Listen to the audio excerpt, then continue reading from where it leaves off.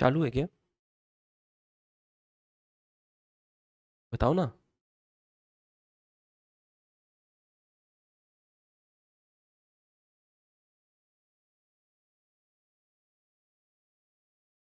अंकुर चालू है क्या क्लास?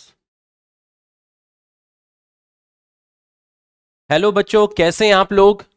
तो मैं हाजिर हूं कोटा स्टूडियो से हमारे सफर को स्टार्ट करने के लिए।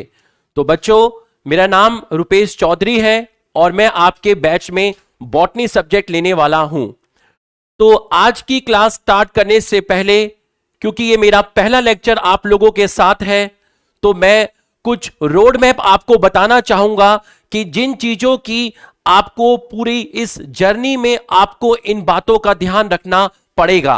तो बच्चों, कुछ रोड मैप है हमारे सिलेक्शन के लिए, जिन बातों को हमें याद रखना पड़ेगा पूरी की पूरे साल भर, मैं वो चीजें आपसे डिस्कस करना चाहूंगा। बच्चों, सबसे पहले आपको टीचर में विश्वास रखना पड़ेगा, आपको टीचर में फेथ जताना पड़ेगा। दूसरा है, आपको अपनी पढ़ाई के टाइम पूरे साल आपको डिसिप्लिन में रहना पड़ेगा।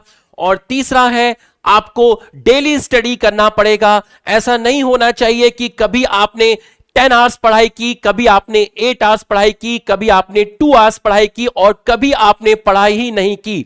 आपकी कंसिस्टेंसी हमेशा मैटर करती है। तो आपको मैं ये नहीं कहता कि आपको बहुत सारा पढ़ना है, बट आपको जितना भी पढ़ना है एक एवरेज आवर्स है कि आपको वो मेंटेन करने पड़ेंगे। आप बहुत ज्यादा भी मत पढ़िए, बहुत कम भी मत पढ़िए, बट आप डेली पढ़ाई करिए। नेक्स्ट है आपको कोई भी प्रेशर नहीं लेना है पढ़ाई करते हुए और अपना बेस्ट देना है। नेक्स्ट है आपका कि I am not doctor but still I exist. मैं डॉक्टर नहीं हूं बट मैं भी अच्छे से कमाता हूं, मैं भी एक अच्छी तरीके से जॉब करता हूं। तो आप अपने एम को पूरा करने के लिए इतने ज्यादा डेस्परेट मत हो जाना कि आपकी हेल्थ खराब हो जाए, क्योंकि आपकी फैमिली के लिए आपका कैरियर मैटर करता है, बट उससे ज्यादा आपकी मेंटल हेल्थ मैटर करती है। वो पढ़ना है जो नीट में आता है, वो नहीं पढ़ना जो टीचर को आता है। तो हमारी जो पढ़ाई रहने वाली है वो बिल्कुल एनसीईआरटी बेस्ड रहने वाली है। नेक्स्ट है, मैं आपको हर लेक्चर में 20 क्वेश्चन होमवर्क दूंगा और उन क्वेश्चन का डिस्कशन मैं आपसे नेक्स्ट क्लास के अंदर करूंगा। नेक्स्ट, जब हम किसी भी चैप्टर को कंप्लीट करेंगे तो उस चैप्टर को कंप्लीट करने के बाद आपको उसका वन शॉट प्रोवाइड कराया जाएगा, यह भी मैं आपको वचन देता हूं। नेक्स्ट, एनसीईआरटी के टॉपिक को सिंपल तरीके से पढ़ना है, चीजों को कॉम्प्लेक्स नहीं करेंगे, बिल्कुल सिंपल तरीके से आपको एनसीईआरटी पढ़ाई जाएगी। आपको क्या क्या पढ़ना होगा बच्चों? आपको एनसीईआरटी पढ़नी है, आपको मेरे नोट्स पढ़ने हैं, आपको डीपीपी के क्वेश्चन करने हैं, और जो मैं आपको होमवर्क दूंगा वो क्वेश्चंस आपको करने हैं।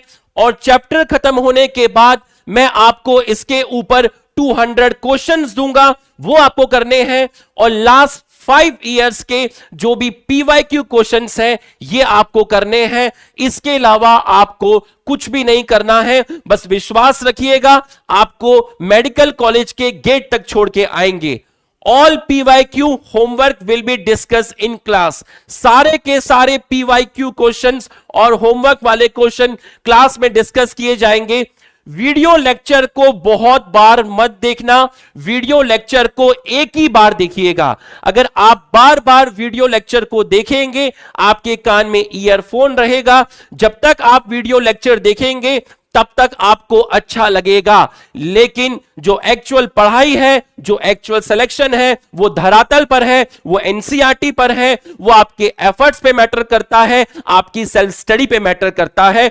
बच्चा 10 जगह से सिर्फ वीडियो लेक्चर देखता रह जाता है और उसके पास सेल्फ स्टडी के लिए टाइम नहीं बचता। तो आप इन चीजों का ध्यान रखेंगे। I will provide detail one shot for 11 chapters in every 15 days 11th के आपके जो भी चैप्टर्स थे उन सभी चैप्टर्स के मैं डिटेल में आपको वन शॉट प्रोवाइड करूंगा। हर 15 दिन में 11th का एक चैप्टर का वन शॉट में आपको प्रोवाइड करूंगा। एफर्ट्स पूरा लगाना है सिलेक्शन के लिए, बाकी हैव फेथ इन गॉड, भगवान पर पूरा का पूरा भरोसा रखिएगा। नेक्स्ट, मॉम डैड टीचर और अपना सपना पूरा करना है। यह लड़ाई सिलेक्शन की है, यह लड़ाई स्वाभिमान की है, यह लड़ाई अपने को प्रूफ करने की है और आपको अच्छी तरीके से पढ़ाई करनी है, क्योंकि जो आने वाला कल है उससे आपको बहुत उम्मीदें हैं और उस कल को भी आपसे बहुत उम्मीदें हैं। नेक्स्ट, एक ब्राइट फ्यूचर के लिए आपको पढ़ना होगा। एक बहुत अच्छा मेडिकल कॉलेज आपका वेट कर रहा है, इसके लिए आपको पढ़ाई करनी पड़ेगी। हमें नहीं पता सर कि कैसे करेंगे, पर करेंगे, क्योंकि करना ही पड़ेगा। करना है तो करना है। आपके सिलेक्शन के लिए जान लगा देंगे, यह वचन मैं आपको देता हूं। और इस स्टेटमेंट से मैं आज की क्लास स्टार्ट करता हूं बिना टाइम वेस्ट किए, क्योंकि फर्स्ट क्लास थी, थोड़ा सा आपको मोटिवेट करना जरूरी था, थोड़ा सा मोटिवेट करना आपको जरूरी था। तो बच्चों, आज जो हम स्टार्ट करने जा रहे हैं वो है हमारा नया चैप्टर।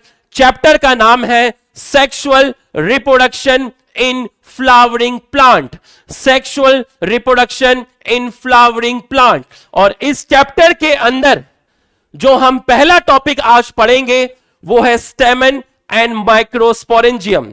तो इसमें मैं साथ साथ में आपको एमसीक्यू भी कराऊंगा और आपको होमवर्क के लिए भी क्वेश्चन दूंगा। तो आप ध्यान से रखिएगा, पूरा का पूरा अच्छे से समझिएगा। बच्चों, एकदम बेसिक से मैं आपको उठाऊंगा। जब ये चैप्टर स्टार्ट होता है तो एनसीईआरटी का पेज नंबर 19 में इंट्रोडक्शन वाला पार्ट दिया है, सबसे ऊपर इंट्रोडक्शन वाला पार्ट दिया है और उसमें हमसे क्वेश्चन पूछा है, does all flowering plant show sexual reproduction?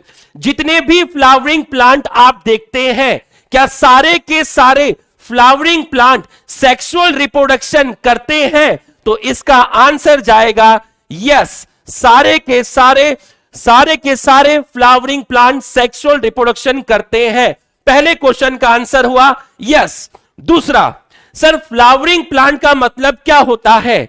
क्या जिम्नोस्पर्म फ्लावरिंग प्लांट है? नो। क्या ब्रायोफाइट फ्लावरिंग प्लांट है? नो। क्या एल्गी फ्लावरिंग प्लांट है? नो। सर क्या एंजियोस्पर्म फ्लावरिंग प्लांट है? यस। तो फ्लावर सिर्फ एंजियोस्पर्म में खिलते हैं, इसलिए आपका आंसर जाएगा एंजियोस्पर्म। नेक्स्ट, इंट्रोडक्शन में क्वेश्चन हमसे पूछा है, what is the end product of sexual reproduction in flowering plant? Sexual reproduction का एंड प्रोडक्ट फ्लावरिंग प्लांट के अंदर क्या होता है? तो जो एंड प्रोडक्ट होता है वो होता है आपका फ्रूट और होता है आपका सीड। तो जो फ्रूट है और सीड है वो आपका सेक्सुअल रिप्रोडक्शन का एंड प्रोडक्ट होता है। तो अगर चैप्टर का नाम sexual reproduction in flowering plant है, इसका मतलब आप एंजियोस्पर्म के बारे में पढ़ेंगे, आप जिम्नोस्पर्म के बारे में नहीं पढ़ेंगे। पेज नंबर 19 में एनसीईआरटी का इंट्रोडक्शन पार्ट में ये 3 क्वेश्चन हमको याद रखने हैं। अब हम स्टार्ट करते हैं पहले टॉपिक से।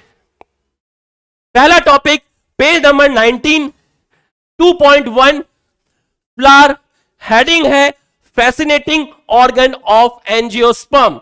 तो जो फ्लावर होता है वो एक एस्थेटिक मतलब फ्लावर एक ब्यूटी का सिंबल है। एस्थेटिक मतलब ब्यूटी।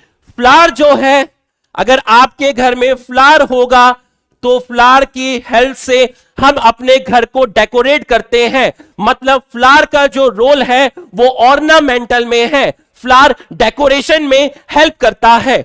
तीसरा, फ्लावर आपका एक सोशल सिंबल है, फ्लावर आपका रिलीजियस।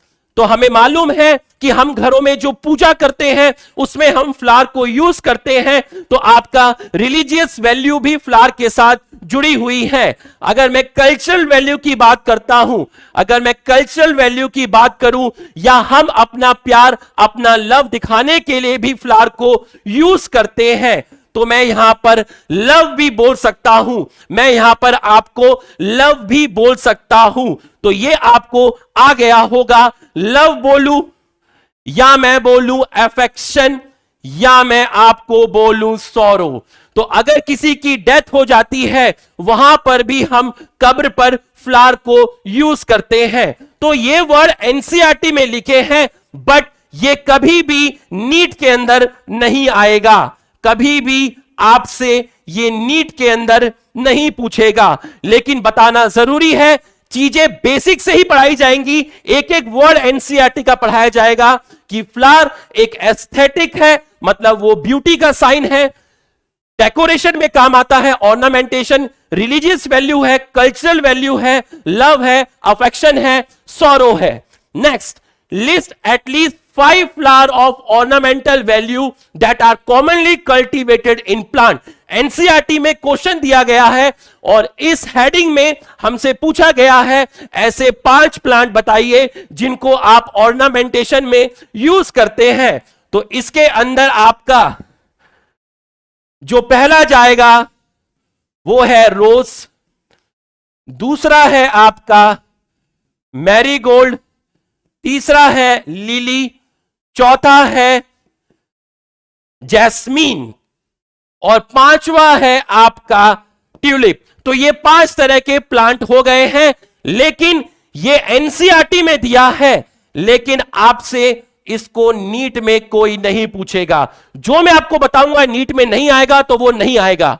फिर इसी हेडिंग में एक नेक्स्ट एक छोटी सी टॉपिक दी गई है जिसको आप बोलते हैं फ्लोरिकल्चर। फ्लोरिकल्चर कि सर फ्लोरिकल्चर का मतलब क्या होता है?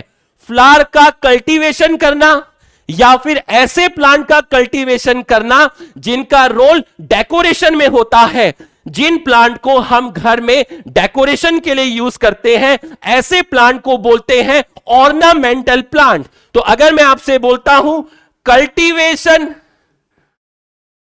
Of flower, cultivation of flower and ornamental plants, ornamental plants, इसको बोलते हैं फ्लोरिकल्चर। ये चीज पेज नंबर 19 में इस हेडिंग के अंदर दी गई थी। पहली चीज ये थी, दूसरी चीज हमसे प्लांट के नाम पूछे गए थे, और तीसरा फ्लोरिकल्चर का मतलब पूछा गया था कि फ्लावरिंग प्लांट का कल्टीवेशन करना या ऐसे प्लांट का कल्टीवेशन करना जिसको हम ऑर्नामेंट में यूज करते हैं, डेकोरेशन में हम यूज करते हैं। नेक्स्ट है हमारा फ्लावर। तो अब ध्यान से समझिएगा, टॉपिक स्टार्ट हो रहा है फ्लावर। ध्यान से समझिएगा बच्चों, फ्लावर की एक स्टॉक होती है जिसको आप बोलते हैं पेडिसिल, जिसको आप बोलते हैं पेडिसिल, जिसको आप बोलते हैं पेडिसिल। आप किसी को फ्लावर देते हो तो जो चीज पकड़ के आप किसी को देते हो, आप किसी को फ्लावर दे रहे हो तो जो चीज आपने पकड़ी हुई है उसको बोलते हैं पेडिसिल। और पेडिसिल का मतलब होता है स्टॉक ऑफ फ्लावर, पेडिसिल का मतलब होता है स्टॉक ऑफ फ्लावर। तो ये जो पेडिसिल होता है, ये जो पेडिसिल होता है, इस पेडिसिल की जो टिप होती है वो स्वेल कर जाती है। पेडिसिल की जो टिप है वो स्वेल कर जाती है और इस पोर्शन को आप बोलते हैं थैलेमस, इसको आप बोलते हैं थैलेमस। तो थैलेमस क्या हुआ? थैलेमस क्या हुआ? थैलेमस क्या हुआ? Swollen portion of, swollen portion of pedicel. Pedicel का जो स्वेलन पोर्शन है उसको आप बोलते हैं थैलेमस। बिल्कुल सही है। और इस थैलेमस में, इस थैलेमस में आपकी प्रेजेंट होती हैं नोड्स। ये रही आपकी नोड्स, ये रही आपकी नोड्स। तो थैलेमस में आपकी नोड्स प्रेजेंट है और ये जो पहली नोड है, यहां से आपकी एक चीज निकलती है जिसको आप बोलते हैं सेपल। देखिए यहां से भी आपकी सेपल निकली, यहां से भी आपकी सेपल निकली, तो ये जो चीज आपकी निकली है इसको आप बोलते हैं सेपल। मैंने कितनी सेपल निकाली? मैंने 2 सेपल निकाली, बिल्कुल सही है। अब जो दूसरी नोड है, जो आपकी दूसरी नोड है, इस नोड से आपकी जो चीज निकली है उसको मैंने बोला है पेटल, इसको मैंने बोला पेटल, इसको मैंने बोला पेटल। मैंने आपको 2 सेपल निकाली, मैंने आपको 2 पेटल निकाली। अब जो तीसरी नोड है वहां से मैंने आपका निकाला स्टेमन, मैंने वहां से आपका निकाला स्टेमन। तो ये जो चीज आपको दिखी इसको मैंने बोला स्टेमन। और जो लास्ट नोड है वहां पर जो चीज आपको दिख रही है उसको मैं बोल रहा हूं कार्पल, उसको मैं बोल रहा हूं कार्पल। तो अगर मैं आपसे बोलूं कि आपको फ्लावर में क्या क्या दिखा, आपको 2 सेपल दिखे, 2 पेटल दिखे, 2 स्टेमन दिखे और बीच में आपको दिखा कार्पल, बीच में आपको दिखा कार्पल। तो बच्चों अगर मैं आपसे बोलता हूं कि कलेक्शन ऑफ सेपल, एक फूल में जितने भी सेपल हैं, एक फूल में जितने भी सेपल हैं, कलेक्शन ऑफ सेपल्स, सेपल्स के कलेक्शन को आप बोलते हैं कैलेक्स। एक फूल में जितने भी पेटल्स हैं, इन पेटल्स को मिलाकर आप बोलते हैं कोरोला, तो अगर मैं आपसे बोलता हूं कि कलेक्शन ऑफ पेटल्स, पेटल्स के कलेक्शन को आप बोलते हैं कोरोला। अब एक फूल में जितने भी स्टेमन हैं, मैंने कितने स्टेमन बनाए? मैंने 2 स्टेमन बनाए। आप देखिए यहां पर कितने सारे स्टेमन्स हैं। सारे स्टेमन्स को मिलाकर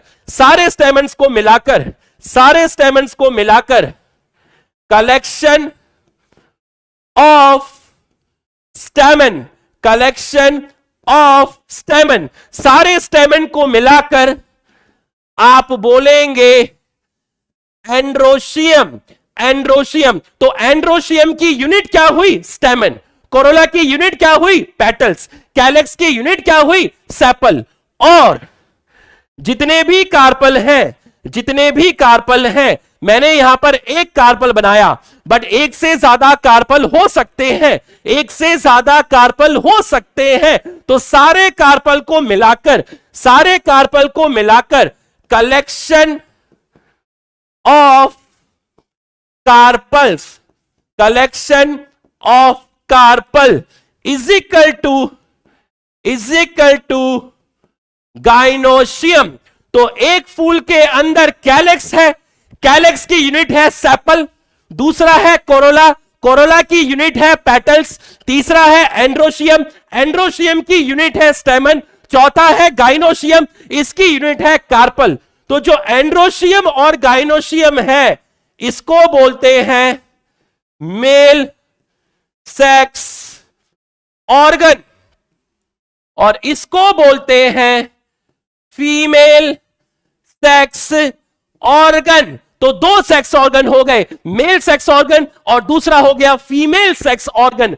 मेल सेक्स ऑर्गन एंड्रोशियम और इसकी बेसिक यूनिट है स्टेमन, फीमेल सेक्स ऑर्गन गाइनोशियम, इसकी बेसिक यूनिट है कार्पल। तो ये दोनों के दोनों आपके एसेंशियल वॉल है, इनको बोलते हैं एसेंशियल वॉल।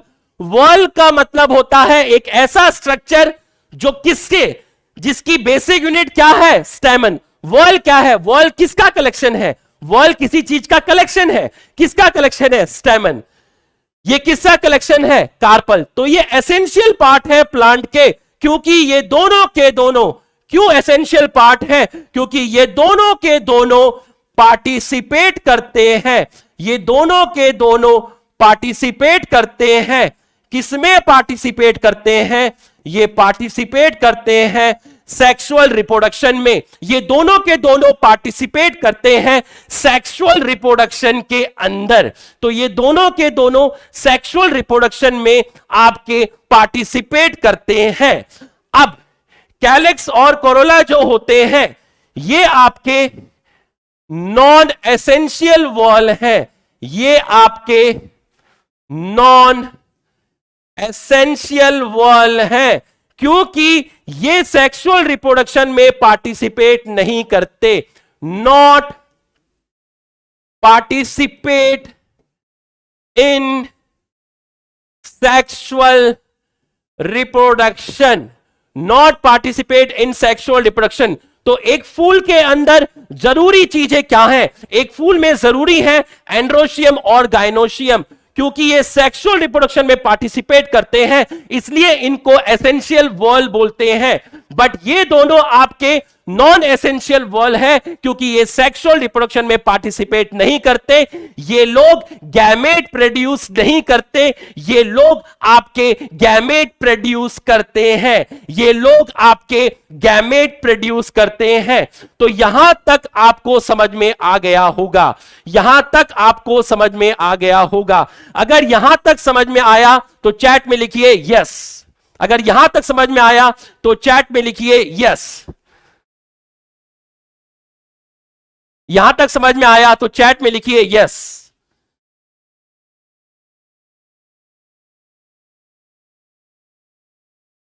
यहां तक समझ में आया तो चैट में लिखिए यस।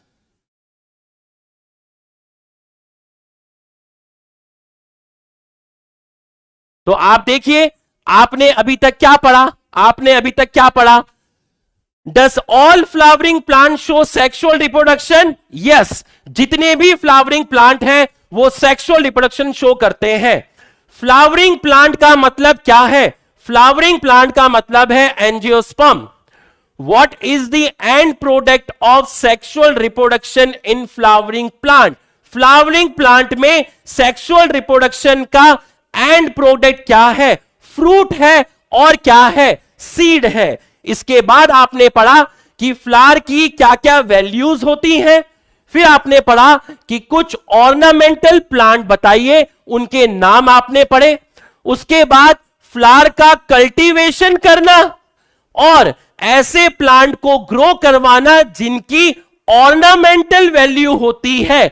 ऐसी ब्रांच को बोलते हैं फ्लोरिकल्चर। ऐसी ब्रांच को बोलते हैं फ्लोरिकल्चर। उसके बाद आपने एक फ्लावर देखा जिसमें फ्लावर के स्टॉक को आपने बोला पेडिसिल, और पेडिसिल की टिप स्वेल कर गई, और जब पेडिसिल की टिप स्वेल कर गई तो इस पोर्शन को बोला आपने थैलेमस। इस पोर्शन को आपने बोला थैलेमस। अब थैलेमस में नोड्स प्रेजेंट हैं। थैलेमस में नोड्स प्रेजेंट है। पहली नोड से निकले आपके सेपल, दूसरी नोड से आपके निकले पेटल, तीसरी नोड से आपके निकले स्टेमन, और चौथी नोड पे है आपका कार्पल। तो बच्चों, इन सेपल्स को मिलाकर क्या बोलते हैं? सेपल्स को मिलाकर बोलते हैं आप कैलेक्स। पेटल्स को मिलाकर आप बोलते हैं कोरोला। स्टेमन को मिलाकर आप बोलते हैं एंड्रोशियम, और आप कलेक्शन ऑफ कार्पल, कार्पल को मिलाकर आप बोलते हैं गाइनोशियम। इसको आप बोलते हैं गाइनोशियम। तो बच्चों, एंड्रोशियम मेल सेक्स ऑर्गन को बोलते हैं, गाइनोशियम फीमेल सेक्स ऑर्गन को बोलते हैं। ये मेल सेक्स ऑर्गन आपको मेल गैमेट देगा, फीमेल सेक्स ऑर्गन आपको फीमेल गैमेट देगा। इसलिए ये दोनों सेक्स ऑर्गन जरूरी हैं और आप इसको एसेंशियल वॉल बोलते हो। बट ये जो दोनों हैं ये गैमेट प्रोड्यूस नहीं करते, ये दोनों सेक्सुअल रिप्रोडक्शन में पार्टिसिपेट नहीं करते, इसलिए आप इन दोनों को बोलते हैं नॉन एसेंशियल वॉल। आप इन दोनों को बोलते हैं नॉन एसेंशियल वॉल। तो यहां तक आपको समझ में आ गया होगा। तो बच्चों यहां तक आपको समझ में आ गया होगा।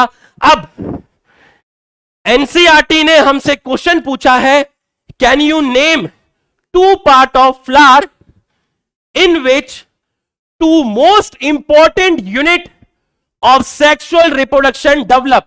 लिख के बताइए इस क्वेश्चन का आंसर क्या होगा।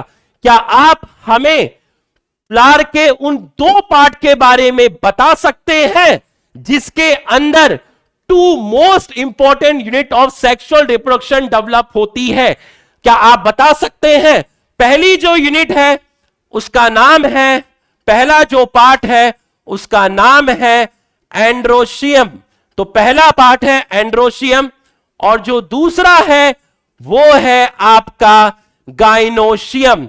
तो पहला है आपका एंड्रोशियम, दूसरा है आपका गाइनोशियम। और एंड्रोशियम की जो यूनिट है उसको आप बोलते हैं स्टेमन और इसकी जो यूनिट है इसको आप बोलते हैं कार्पल। बच्चों हम बिल्कुल बेसिक से चल रहे हैं, धीरे धीरे लेवल को बढ़ाया जाएगा और बिल्कुल एनसीईआरटी बेस हम लोग पढ़ाई करने वाले हैं। तो एक एक चीज, एक एक लाइन आपकी एनसीईआरटी की कवर की जा रही है। Next page number 20, NCERT page number 20, heading का नाम है pre fertilization structure and event. Pre fertilization structure and event. NCERT में इस हेडिंग के अंदर जो चीज लिखी हुई है वो मैं आपको समझाने जा रहा हूं, बिल्कुल अच्छे से फोकस करिएगा। बच्चों आप मुझे बताइए कि जब एक प्लांट होता है, ये एक प्लांट है, मान लीजिए ये एक प्लांट है और ये इस प्लांट की शूट है, ये प्लांट की शूट है, ये प्लांट की शूट है। अगर ये प्लांट की शूट है तो इस शूट का ये है एपेक्स, ये है एपेक्स। तो आपके पास जब भी कोई प्लांट होता है उसमें क्या एकदम से फूल आते हैं? क्या उसमें एकदम से फ्लावर आते हैं? नहीं, किसी भी प्लांट में एकदम से फ्लावर नहीं आते। पहले उस प्लांट की हाइट बढ़ती है, उसमें लीव्स आती हैं, बाद में उसमें फ्लावर आते हैं। तो किसी भी प्लांट में फ्लावर कैसे आते हैं ये मैं आपको बताने जा रहा हूं। मेरे पास एक प्लांट है, मेरे पास एक शूट है, इस शूट को आप बोल सकते हैं स्टेम। इस शूट के एपेक्स पर, इस शूट के एपेक्स पर कुछ सेल्स प्रेजेंट हैं, इस शूट के एपेक्स पर कुछ सेल्स प्रेजेंट हैं। ये रही सेल्स, ये रही सेल्स। तो ये जो सेल्स प्रेजेंट हैं इनको बोलते हैं shoot apical meristem. Shoot apical meristem. तो शूट के टिप पर या मैं कहूं शूट के एपेक्स पर कुछ ऐसी सेल्स हैं जो कॉन्टिन्यूअसली डिवाइड करती रहती हैं, जो कॉन्टिन्यूअसली डिवाइड करती रहती हैं। उन सेल्स को बोलते हैं शूट एपिकल मेरिस्टेम। मेरिस्टेम का मतलब होता है डिवाइडिंग सेल्स, मेरिस्टेम का मतलब होता है डिवाइडिंग सेल। तो मेरिस्टेम का मतलब हुआ डिवाइडिंग सेल। शूट के एपेक्स पर कुछ सेल्स हैं जो कॉन्टिन्यूअसली डिवाइड कर रही हैं। अगर वो कॉन्टिन्यूअसली डिवाइड कर रही हैं तो आप उनको बोलेंगे मेरिस्टेम। क्योंकि वो एपेक्स पे है इसलिए आपने बोला एपिकल। किसके एपेक्स पर है? शूट के एपेक्स पे है, इसलिए आपने बोला शूट एपिकल मेरिस्टेम। तो शूट एपिकल मेरिस्टेम वो सेल्स हैं जो शूट के एपेक्स पे मिलती हैं और कॉन्टिन्यूअसली डिवाइड करती हैं। तो इसको बोलते हैं shoot apical meristem. Shoot apical meristem. तो इसमें क्या हुआ? सबसे पहले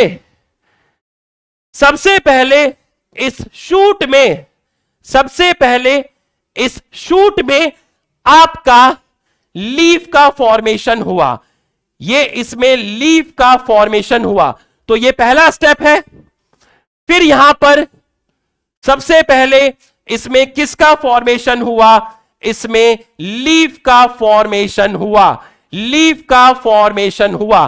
तो बच्चों आपका लीफ का फॉर्मेशन हो गया, आपका शूट में, स्टेम में लीफ का फॉर्मेशन हो गया, और लीफ के अंदर एक हार्मोन की सिंथेसिस होती है, लीफ के अंदर एक हार्मोन की सिंथेसिस होती है, जिस हार्मोन को आप बोलते हैं फ्लोरिजन, जिस हार्मोन को आप बोलते हैं फ्लोरिजन। तो बच्चों लीफ में जो हार्मोन बना उस हार्मोन को आप बोलते हैं फ्लोरिजन। तो लीफ में एक हार्मोन बना जिस हार्मोन का नाम है फ्लोरिजन, और ये हार्मोन लीफ से शूट के एपेक्स में माइग्रेट किया। तो ये जो फ्लोरिजन हार्मोन है, ये जो फ्लोरिजन हार्मोन है, ध्यान से समझिएगा, पूरा का पूरा समझ में आएगा, पूरा का पूरा समझ में आएगा, ध्यान से समझिएगा, टाइम दीजिएगा, पूरा का पूरा समझ में आएगा, ध्यान से देखिएगा। फ्लोरिजन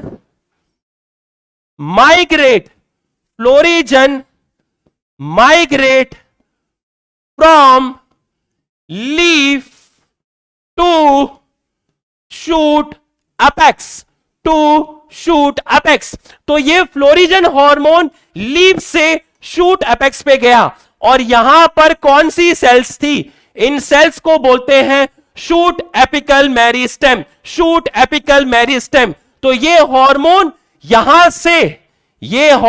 यहां से शूट के एपेक्स पे गया। Florigen migrate from leaf to shoot apex. तो जब ये शूट एपेक्स पे गया तो आप देखिएगा बच्चों क्या हुआ। जब ये शूट एपेक्स पे गया तो ये जो मेरिस्टेम था, शूट एपिकल मेरिस्टेम, ये जो शूट एपिकल मेरिस्टेम था, ये किसमें चेंज हो गया? इसको बोलते हैं फ्लोरल मेरिस्टेम, इसको बोलते हैं फ्लोरल मेरिस्टेम, और ये था आपका शूट एपिकल मेरिस्टेम। तो shoot apical meristem, shoot apical meristem change into floral meristem. Shoot के टिप पर जो सेल्स थी उन सेल्स को बोलते थे शूट एपिकल मेरिस्टेम। आज वो शूट एपिकल मेरिस्टेम का नया नाम है फ्लोरल मेरिस्टेम। जिन मेरिस्मेटिक सेल्स को आप शूट एपिकल मेरिस्टेम बोल रहे थे, अब उन मेरिस्मेटिक सेल्स को बोल रहे हैं फ्लोरल मेरिस्टेम। ऐसा क्यों हुआ? क्योंकि लीफ में एक हार्मोन बना जिस हार्मोन का नाम है फ्लोरिजन, जिस हार्मोन का नाम है फ्लोरिजन। तो लीफ में फ्लोरिजन हार्मोन बना, वो लीफ से शूट के एपेक्स पे गया, और शूट के एपेक्स पर जो शूट एपिकल मेरिस्टेम था वो सेल्स को चेंज कर दिया फ्लोरल मेरिस्टेम के अंदर। फ्लोरल मेरिस्टेम जो होता है इसी को बोलते हैं फ्लोरल प्रीमोर्डियम, इसी को बोलते हैं फ्लोरल प्रीमोर्डियम, इसी को बोलते हैं फ्लोरल प्रीमोर्डियम। ये भी मेरिस्मेटिक सेल्स है, ये भी मेरिस्मेटिक सेल है। ये शूट के एपेक्स पर है, इसको शूट एपिकल मेरिस्टेम बोलते हैं। लीफ के अंदर एक हार्मोन बना जिसका नाम है फ्लोरिजन, और वो हार्मोन लीफ से शूट के एपेक्स पे गया, जिसकी वजह से शूट के एपेक्स पे जो मेरिस्मेटिक सेल्स थी वो चेंज हो गई एक नई मेरिस्मेटिक सेल्स में, जिनको आप बोलते हैं फ्लोरल मेरिस्टेम। फिर से सुनिएगा, फिर से सुनिएगा। आपके पास थी एक शूट, शूट का ये है टिप, टिप को बोलते हैं एपेक्स। इसके ऊपर थी डिवाइडिंग सेल्स, उन डिवाइडिंग सेल्स को बोलते हैं मेरिस्टेम। क्योंकि ये डिवाइडिंग सेल्स शूट के एपेक्स पे है, इसलिए आप इसको बोलेंगे shoot apical meristem, shoot apical meristem. इस प्लांट में सबसे पहले पत्ती आई, इस प्लांट में सबसे पहले लीफ आई, ये रही लीफ। इस लीफ में एक हार्मोन की सिंथेसिस हुई, उस हार्मोन का नाम है फ्लोरिजन, और ये हार्मोन लीफ से चला गया शूट के एपेक्स पर, और शूट के एपेक्स पे जो सेल्स थी जिनको शूट एपिकल मेरिस्टेम बोल रहा था, इन सेल्स को चेंज कर दिया एक नई मेरिस्मेटिक सेल्स में, और इन नई मेरिस्मेटिक सेल्स को बोलते हैं फ्लोरल मेरिस्टेम, फ्लोरल प्रीमोर्डिया। ये वो सेल्स है जो फूल बनाएंगी, ये वो सेल्स है जो फ्लावर बनाएगी। तो फ्लावर को बनाने वाला सेल्स कौन है? शूट एपिकल मेरिस्टेम या फ्लोरल मेरिस्टेम? लिख के बताओ, शूट एपिकल मेरिस्टेम या फ्लोरल मेरिस्टेम? फ्लावर कौन बनाएगा? शूट एपिकल मेरिस्टेम या फ्लोरल मेरिस्टेम? लिख के बताओ, लिख के बताओ, लिख के बताओ, कौन बनाएगा? लिख के बताओ, लिख के बताओ, लिख के बताओ। फ्लावर कौन बनाएगा? शूट एपिकल मेरिस्टेम फ्लावर बनाएगा या फ्लोरल मेरिस्टेम फ्लावर बनाएगा? लिख के बताओ, लिख के बताओ, लिख के बताओ। बिल्कुल सही, शाबाश, बहुत बढ़िया, बहुत बढ़िया, शाबाश, बहुत बढ़िया, बहुत बढ़िया, बहुत बढ़िया, शाबाश, बहुत बढ़िया। ऐसे ही चाहिए, ऐसे ही चाहिए। तो फ्लोरल मेरिस्टेम जो होता है, फ्लोरल मेरिस्टेम जो होता है वो आपका फ्लावर बनाएगा। तो यहां से ये जो फ्लोरल मेरिस्टेम है आपका, ये रही आपकी पेडिसिल, ये रहा आपका थैलेमस, और ये रहे आपके सेपल्स, ये रहे आपके पेटल्स, ये रहे आपका स्टेमन, और ये रहा आपका कार्पल। तो इस फ्लावर को किसने बनाया? फ्लावर को बनाया फ्लोरल मेरिस्टेम ने, फ्लावर को बनाया फ्लोरल मेरिस्टेम ने। तो यहां तक आपको अच्छे से समझ में आ गया होगा, यहां तक आपको अच्छी तरीके से समझ में आ गया होगा। तो फिर से बता देते हैं, आपका शूट था, शूट मतलब स्टेम, उसके एपेक्स पर कुछ मेरिस्मेटिक सेल्स थी। उन मेरिस्मेटिक सेल्स जो कि डिवाइडिंग सेल्स हैं, जो कि डिवाइड करती रहती हैं, जो कि डिवाइड करती रहती हैं, और उन डिवाइडिंग सेल्स को बोलते हैं मेरिस्टेम। और ये प्रेजेंट थी एपेक्स पर, इसलिए वर्ड बोला एपिकल। किसके एपेक्स पर? शूट के एपेक्स पर, इसलिए बोला शूट एपिकल मेरिस्टेम। तो पेड़ में सबसे पहले फूल नहीं आते, पेड़ में सबसे पहले लीफ आती है, उसके बाद ही फूल आते हैं। पहले फूल नहीं आते, पहले लीफ आती है।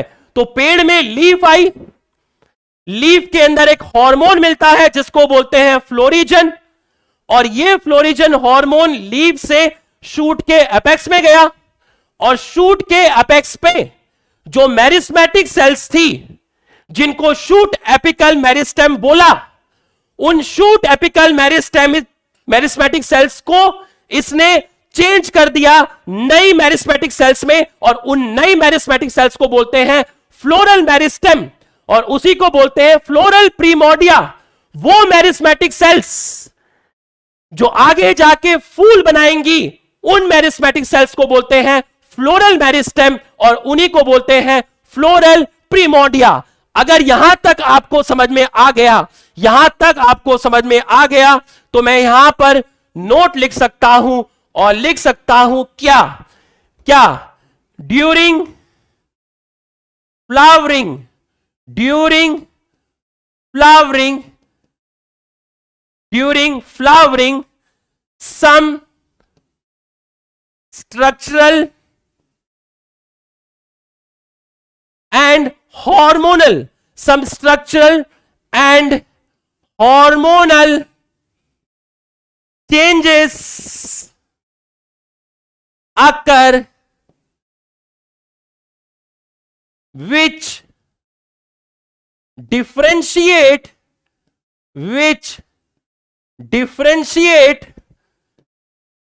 floral primordia or floral buds into flower. Differentiate का मतलब होता है वो स्ट्रक्चर जो डिवाइड नहीं कर रहा। क्या फ्लावर डिवाइड कर रहा है? नहीं, फ्लावर डिवाइड नहीं कर रहा। तो फ्लावर के लिए वर्ड यूज किया है डिफरेंशिएट। डिफरेंशिएट वर्ड किसके लिए यूज किया? डिफरेंशिएट वर्ड यूज किया फ्लावर के लिए, क्योंकि फ्लावर डिवाइड नहीं करता, फ्लावर डिवाइड नहीं करता। तो डिफरेंशिएट। तो आप देखिए, फ्लावरिंग के समय कुछ स्ट्रक्चरल और हार्मोनल चेंजेस हुए, जिसकी वजह से जिसकी वजह से फ्लोरल प्रीमोर्डिया और फ्लोरल बर्ड किसमें चेंज हो गया? फ्लावर में चेंज हो गया। तो यहां तक अगर आपको समझ में आया, यहां तक आपको समझ में आया, तो आप देख लीजिए, यहां तक अगर आपको समझ में आया तो आप एनसीईआरटी की लाइन टू लाइन आइए, एनसीईआरटी की लाइन टू लाइन आइए। ये एनसीईआरटी है। Flowers are object of aesthetic, ornamental, social, religious, cultural value. They have always been used as a symbol for conveying important human feeling such as love, affection, happiness, grief, mourning. आप देख लीजिए, एक एक word आपको NCERT का साथ साथ लेके चलेंगे, एक एक word. List at least 5 flowers of ornamental value that are commonly cultivated at home and in garden. आपको बता चुका हूं इनके नाम। Find out the name of 5 more flowers that are used in social and cultural celebration. ये आपका homework होगा, आप पता करके आएंगे नेक्स्ट क्लास में 5 फ्लावर के नाम। Have you heard about floriculture? What does it refer to?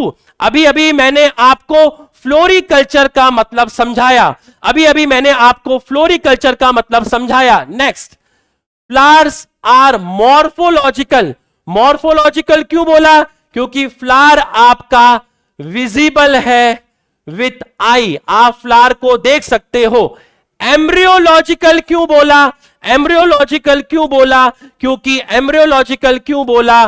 क्योंकि फ्लावर के अंदर आपका है सेक्सुअल रिप्रोडक्शन, सेक्सुअल रिप्रोडक्शन, और फ्लावर आपका साइट होता है सेक्सुअल रिप्रोडक्शन का।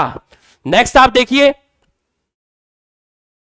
Can you name the 2 part in a flower in which 2 most important unit of sexual reproduction develop? अभी अभी आपने बताया, एक का नाम है एंड्रोशियम और दूसरे का नाम है gynoecium.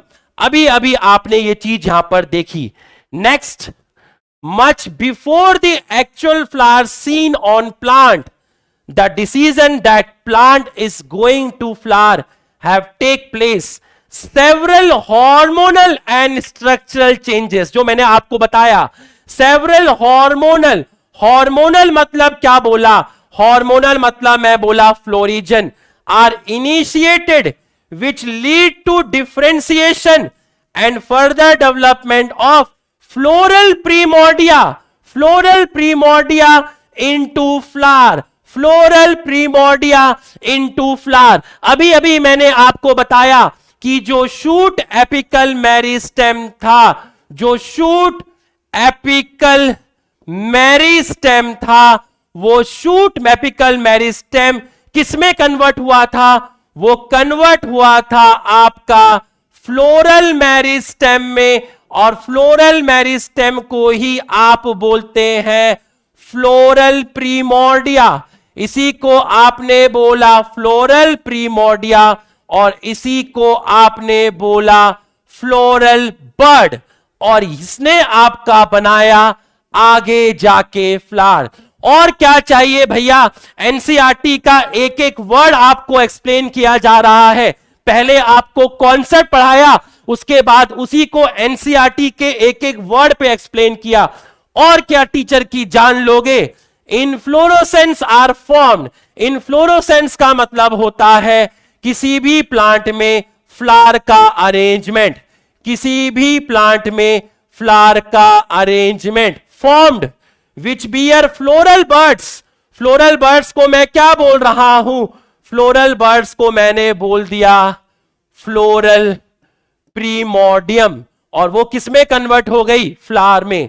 In the flower the male and female reproductive structure, the androecium and gynoecium differentiate and develop, differentiate and develop. You would recollect that androecium consists of whorl of stamen. Whorl का मतलब हो गया group of stamen representing the male reproductive organ, and gynoecium represent the female reproductive organ. बच्चों आप देख लीजिए, पूरा का पूरा आपको पढ़ा दिया और आपको एनसीईआरटी से पूरा का पूरा वर्ड टू वर्ड एक्सप्लेन कर दिया। अगर यहां तक आपको पूरा समझ में आया तो चैट बॉक्स में यस लिखिए, चैट बॉक्स में यस लिखिए, थोड़ा सा हमारा मान सम्मान बढ़ाइए, चैट बॉक्स में यस लिखिए अगर यहां तक आपको समझ में आया।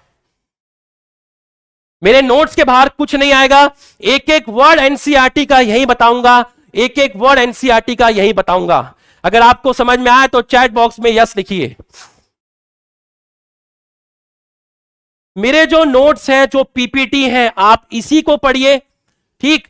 और आपका जो एनसीईआरटी है, एक भी वर्ड नहीं छूटेगा बेटा, एक भी वर्ड नहीं छूटेगा, जान लगा देंगे, जान लगा देंगे, बट बिना मतलब बेइज्जती मत करना, कुछ गलत मत बोलना, गाली मत लिखना, समझ में ना आए तो चले जाना, पर गलत मत लिखना। हम भी बाल बच्चे वाले, हमारी भी फैमिली है, हमारा भी बेटा है, हम भी मेहनत करके कमा रहे हैं भाई, गलत नहीं लिखना बस, ठीक है। पूरा फोकस करना, जान लगा देंगे भाई, पूरी जान लगा देंगे, जान लगा देंगे पूरी की पूरी। यहां तक आपको समझ में आ गया। उसके बाद इसके बाद क्वेश्चन करने वाले हैं page number 21, page number NCERT 21, heading है 2.2.1 स्टेमन microsporangium and pollen grain, स्टेमन microsporangium and pollen grain. तो ध्यान से समझिएगा, ध्यान से समझिएगा स्टेमन क्या है, ध्यान से समझिएगा स्टेमन क्या है। बच्चों ये था आपका पेडिसिल, ये था आपका पेडिसिल, बिल्कुल सही है। और पेडिसिल का जो स्वेलन पोर्शन था उसको आप बोले थे थैलेमस, उसको आप बोले थे थैलेमस, उसको आप बोले थे थैलेमस। अब यहां से आपका एक स्ट्रक्चर निकला था इस तरीके से, ये रहा वो स्ट्रक्चर। तो इस स्ट्रक्चर में जो चीज आपको मैं ग्रीन कलर से दिखा रहा हूं, ये मैंने आपको एक चीज दिखाई जो मैंने आपको ग्रीन कलर से दिखाई, बाकी एक चीज मैंने येलो कलर से दिखाया। तो बच्चों इस पूरे को इसमें ये वाला जो स्ट्रक्चर है, ये जो टर्मिनल स्ट्रक्चर आपको दिख रहा है, ये जो टर्मिनल स्ट्रक्चर आपको दिख रहा है, इसको आप बोलते हैं एंथर, इसको आप बोलते हैं एंथर। और ये जो डंडा आपको दिखा, ये जो डंडा आपको दिखा, इसको आप बोलते हैं फिलामेंट, इसको आपने बोला फिलामेंट। तो फिलामेंट आपको कैसा दिखा? लॉन्ग दिखा, मोटा दिखा या पतला दिखा? पतला दिखा।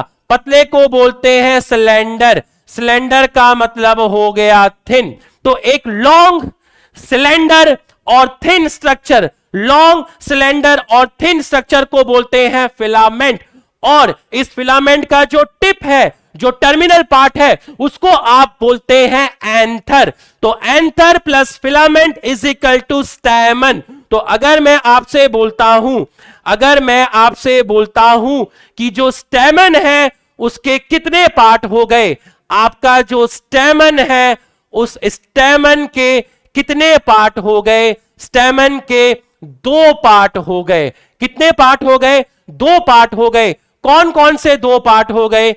एक को आपने बोला एंथर और जो दूसरा पार्ट है उसको आपने बोला फिलामेंट। तो आपके स्टैमन के 2 पार्ट हो गए, एक को बोला एंथर और एक को बोला फिलामेंट। बच्चों इसके ये वाला जो पार्ट होता है, फिलामेंट के 2 पार्ट है, ये देखिए फिलामेंट के 2 पार्ट है। ये वाला जो पार्ट है फिलामेंट का, इस पार्ट को आप बोलते हैं प्रॉक्सिमल पार्ट, इसको आपने बोला प्रॉक्सिमल पार्ट। और ये वाला जो पार्ट है इसको आप बोलते हैं डिस्टल पार्ट। तो एक फिलामेंट के कितने पार्ट हो गए? एक फिलामेंट के 2 पार्ट हो गए। नीचे वाले पार्ट को बोला प्रॉक्सिमल पार्ट, ऊपर वाले पार्ट को बोला डिस्टल पार्ट। नीचे वाले पार्ट को बोला प्रॉक्सिमल पार्ट, ऊपर वाले पार्ट को बोला डिस्टल पार्ट। तो स्टैमन में कितने पार्ट है? स्टैमन में 2 पार्ट है। ऊपर वाले पार्ट को बोला एंथर, और जो लंबा सा लॉन्ग स्टॉक है उसको आपने बोला फिलामेंट। तो इस फिलामेंट के 2 एंड हो गए। ऊपर वाला एंड है डिस्टल पार्ट और नीचे वाला एंड है प्रॉक्सिमल पार्ट। तो आप मुझे बताइए कि फिलामेंट का डिस्टल पार्ट किससे अटैच है? बताइए, मुझे बताइए, फिलामेंट का डिस्टल पार्ट कहां पर अटैच्ड है? Distal part of filament attach to, बताइए, distal part of filament attach to कहां पर अटैच है?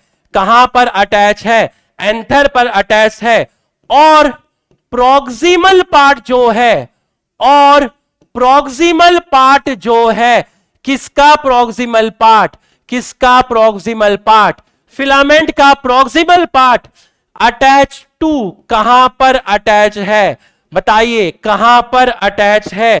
ये अटैच है आपका, या तो ये थैलेमस पे अटैच हो सकता है, या तो ये थैलेमस पे अटैच हो सकता है, या फिर ये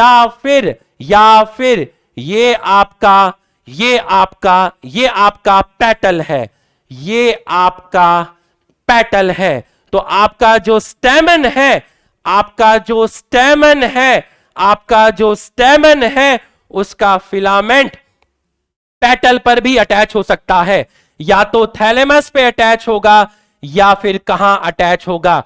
पेटल पर अटैच होगा। तो स्टेमन का जो प्रॉक्सिमल पार्ट है, ये रहा प्रॉक्सिमल पार्ट और ये रहा डिस्टल पार्ट। तो जो प्रॉक्सिमल पार्ट है, इस फिलामेंट का प्रॉक्सिमल पार्ट थैलेमस पर भी अटैच हो सकता है, या फिर फिलामेंट का प्रॉक्सिमल पार्ट पेटल्स पे भी अटैच हो सकता है, बट जो डिस्टल पार्ट होगा वो तो एंथर पे अटैच होगा। और ये क्वेश्चन नीट में पूछा गया था। ये वाला जो क्वेश्चन है ये आपका नीट में पूछा गया था कि स्टेमन का, फिलामेंट का प्रॉक्सिमल पार्ट कहां पर अटैच होता है? आंसर जाएगा थैलेमस और पेटल। आंसर जाएगा थैलेमस और पेटल। अगर यहां तक समझ में आया तो चैट बॉक्स में यस लिखिए। यहां तक समझ में आया तो चैट बॉक्स में यस लिखिए। अगर यहां तक समझ में आया तो चैट बॉक्स में यस लिखिए।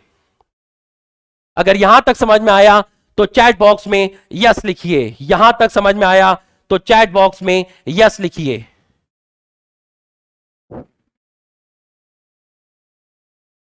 चैट बॉक्स में यस लिखिए। अगर यहां तक समझ में आया तो चैट बॉक्स में यस लिखिए। Thank you, thank you.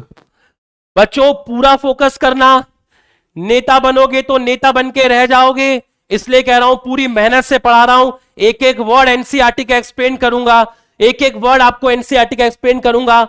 बस अपना साथ दीजिएगा, अपना साथ दीजिएगा, अपना साथ दीजिएगा। जब हम थोड़ा सा आगे चलेंगे, थोड़ा सा आगे चलेंगे, तो आप यहां पर ध्यान से देखिएगा, ध्यान से देखिएगा। इन्होंने ये लिखा है एनसीईआरटी के अंदर, एनसीईआरटी में ये लिखा हुआ है कि अलग अलग प्लांट में जो स्टैमन मिलते हैं उनकी लेंथ वेरी करती है। तो number and length of stamen very in different plant, different plant, different plant. अगर आप 10 डिफरेंट प्लांट लेंगे, अगर आप 10 डिफरेंट प्लांट लेंगे और उन सभी प्लांट के फूल को देखेंगे, तो हर फूल में स्टेमन की जो लेंथ होगी वो वेरी करेगी। लेंथ जो होगी स्टेमन की वो वेरी करेगी। मतलब आप 10 अलग अलग प्लांट ले लीजिए, वहां से फूल कलेक्ट करिए और उनके स्टेमन की लेंथ देखिए। स्टेमन की लेंथ किस पे डिपेंड करेगी? स्टेमन की लेंथ किस पे डिपेंड करेगी? वो डिपेंड करेगी फिलामेंट पर, फिलामेंट पर। और इवन एक ही फ्लावर के अंदर भी स्टेमन बड़े छोटे हो सकते हैं। एक ही फ्लावर के अंदर भी स्टेमन बड़े छोटे हो सकते हैं। अरे 10 अलग अलग प्लांट के अलग अलग फ्लावर में तो स्टेमन की लेंथ वेरी करेगी ही करेगी, बट एक ही फ्लावर के अंदर भी स्टेमन की लेंथ वेरी कर सकती है। यहां स्टेमन छोटा है, यहां स्टेमन बड़ा है, तो number and length of स्टेमन very in different plant. तो ये एनसीईआरटी की लाइन है, ये एनसीईआरटी की लाइन है। दूसरा, अटैचमेंट ऑफ एंथर। आप देखिए यहां पर ये लाइन भी एनसीईआरटी की है, ये लाइन भी एनसीईआरटी की है। ये देखिए ये एंथर है, ये एंथर है और ये फिलामेंट है। तो आप देखिए ये फिलामेंट है, फिलामेंट जो है, फिलामेंट एंथर के बेस पर अटैच है। कहां पर अटैच है? बेस पर अटैच है। फिलामेंट एंथर के बेस पर अटैच है। ऐसे अटैचमेंट को बोलते हैं बेसी फिक्स्ड, ऐसे अटैचमेंट को बोलते हैं बेसी फिक्स, ऐसे अटैचमेंट को बोलते हैं बेसी फिक्स। अब आप यहां पर देखिए, यहां पर फिलामेंट, यहां पर जो फिलामेंट है, यहां पर जो फिलामेंट है वो पूरे एंथर को क्रॉस कर गया, पूरे एंथर को क्रॉस कर गया। तो यहां पर जो फिलामेंट है, यहां पर जो फिलामेंट है, filament cross entire anther, entire anther. तो आप देखिए इस टाइप को बोलते हैं एडेनेट, इस टाइप को बोलते हैं एडेनेट, इस टाइप को बोलते हैं एडेनेट। यहां पर आपका फिलामेंट एंथर के बेस पर अटैच्ड है, यहां पर फिलामेंट एंथर को पूरा क्रॉस कर गया, इस टाइप को बोलते हैं एडेनेट, इस टाइप को आप बोलते हैं एडेनेट। अब नेक्स्ट जो आपका आएगा वो आएगा स्ट्रक्चर ऑफ एंथर। ध्यान से देखिएगा, स्ट्रक्चर ऑफ एंथर। बच्चों अगर मैं आपसे बोला ये है एंथर का, ये है एंथर और ये है आपका फिलामेंट, इसको मैंने बोला फिलामेंट, इसको मैंने बोला फिलामेंट, और ये है एंथर, ये है आपका एंथर, ये है आपका एंथर। तो अब ध्यान से समझिएगा, एंथर में कितने लोब हैं? एंथर में कितने लोब हैं? एक लोब ये रहा और दूसरा लोब ये रहा। कितने पार्टीशन है एंथर में? देखिए एक पार्टीशन ये रहा, एक पार्टीशन ये रहा। तो एंथर में कितने लोब हैं? एक लोब ये रहा, दूसरा लोब ये रहा। तो एंथर में आपके दो लोब प्रेजेंट होते हैं।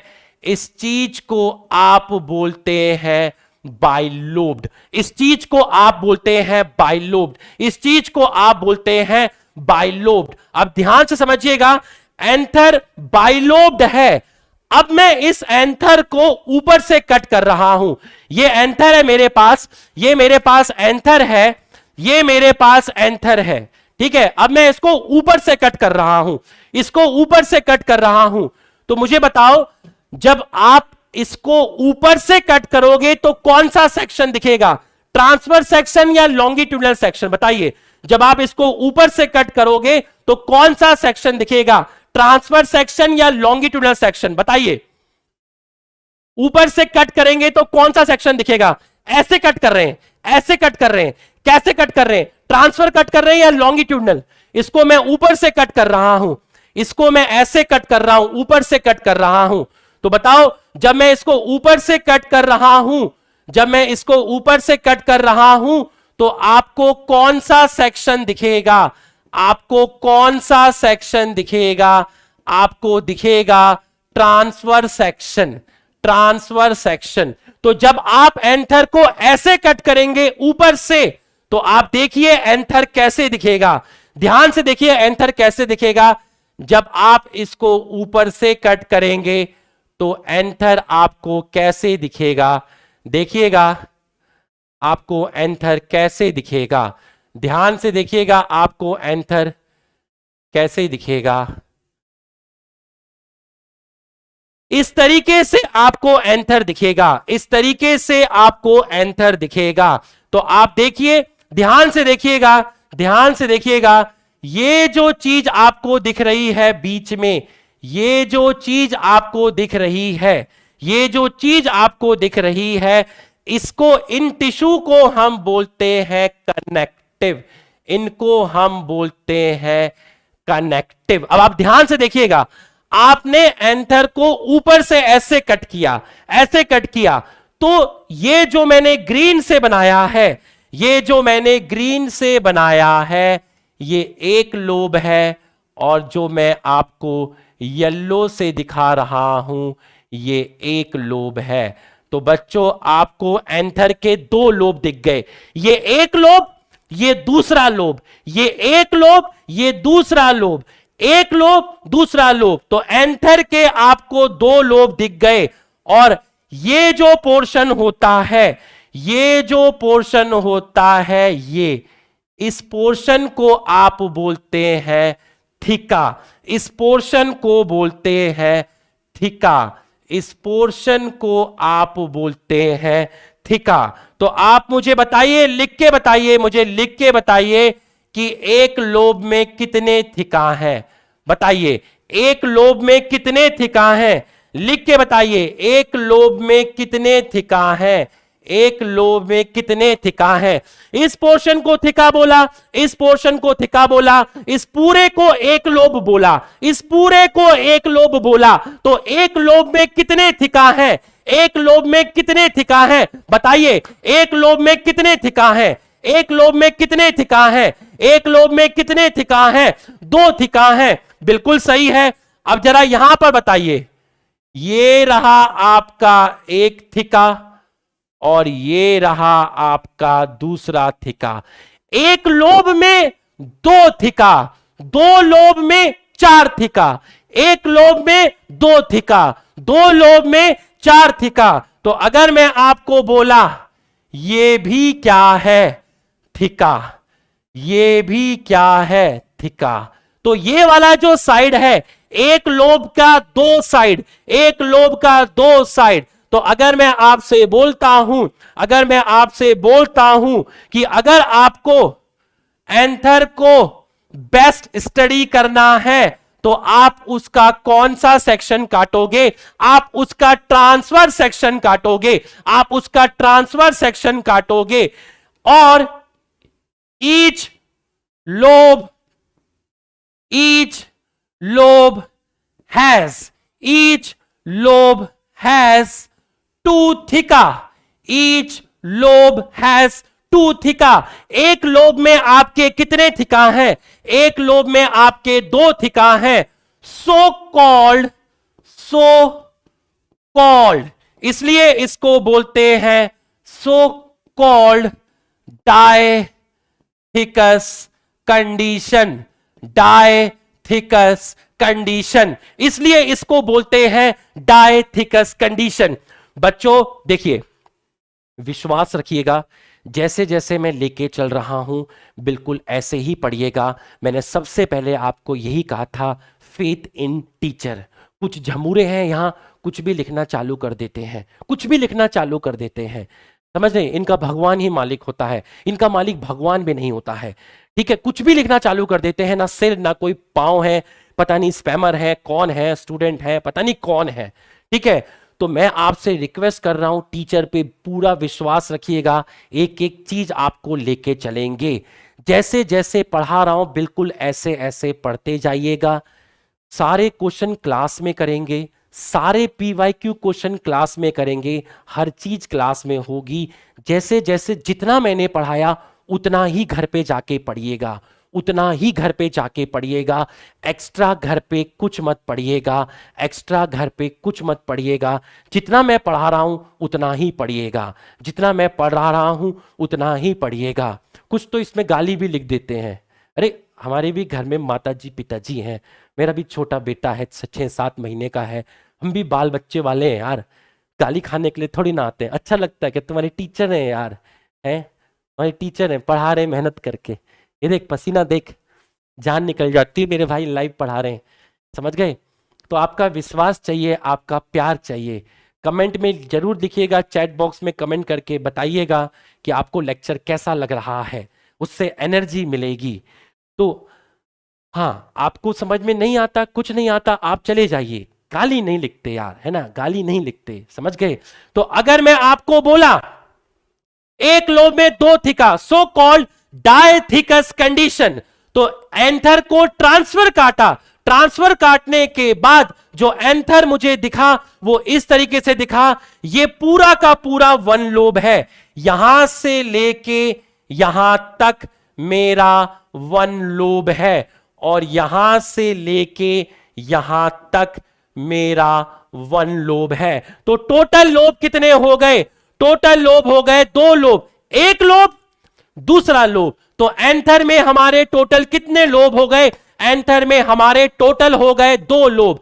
एक लोब में 2 थिका। ये जो मार्जिन है इस मार्जिन को थिका बोलते हैं, इस मार्जिन को थिका बोलते हैं, इस मार्जिन को थिका बोलते हैं, इस मार्जिन को थिका बोलते हैं। और एक लोब के अंदर, एक लोब के अंदर ऐसा सर्कुलर स्ट्रक्चर आपको दिखेगा, ये सर्कुलर स्ट्रक्चर आपको दिखेगा।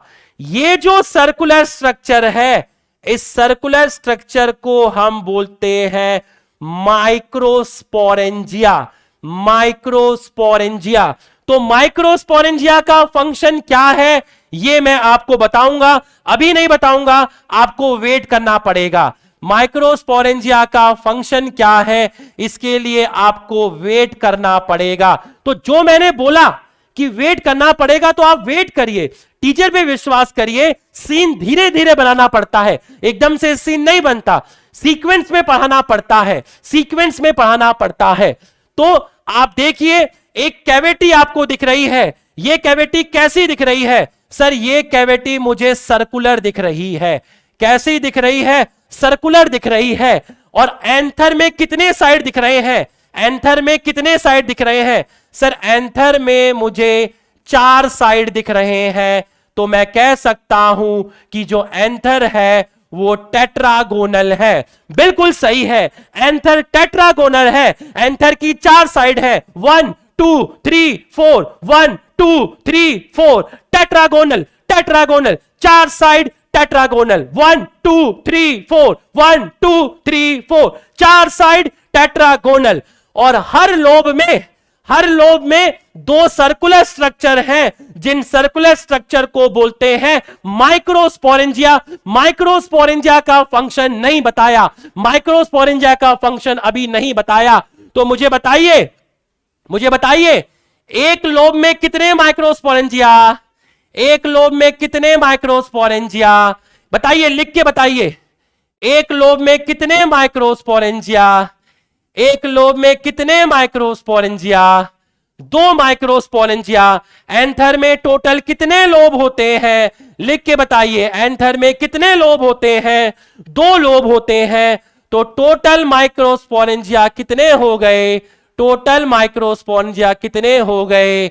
4 हो गए। और इस कंडीशन को बोलते हैं, इस कंडीशन को बोलते हैं टेट्रास्पोरेंजिएट। इस कंडीशन को हम बोलते हैं टेट्रास्पोरेंजिएट। और माइक्रोस्पोरेंजिया कैसा होता है? माइक्रोस्पोरेंजिया सर्कुलर होता है। तो एक लोब में 2 माइक्रोस्पोरेंजिया। माइक्रोस्पोरेंजिया का फंक्शन नहीं बताया, माइक्रोस्पोरेंजिया के अंदर क्या मिलेगा अभी नहीं बताया, क्योंकि हम उस टॉपिक पर अभी तक नहीं पहुंचे। तो आपके एक लोब में 2 माइक्रोस्पोरेंजिया, 2 लोब में 4 माइक्रोस्पोरेंजिया। तो आपका जो एंथर हुआ, आपका जो एंथर हुआ, उस हिसाब से आपका जो एंथर हुआ वो एंथर कैसा हुआ? आपका जो एंथर हुआ, आपका जो एंथर हुआ वो कैसा हुआ? एंथर हमारा हुआ बाई लोब्ड।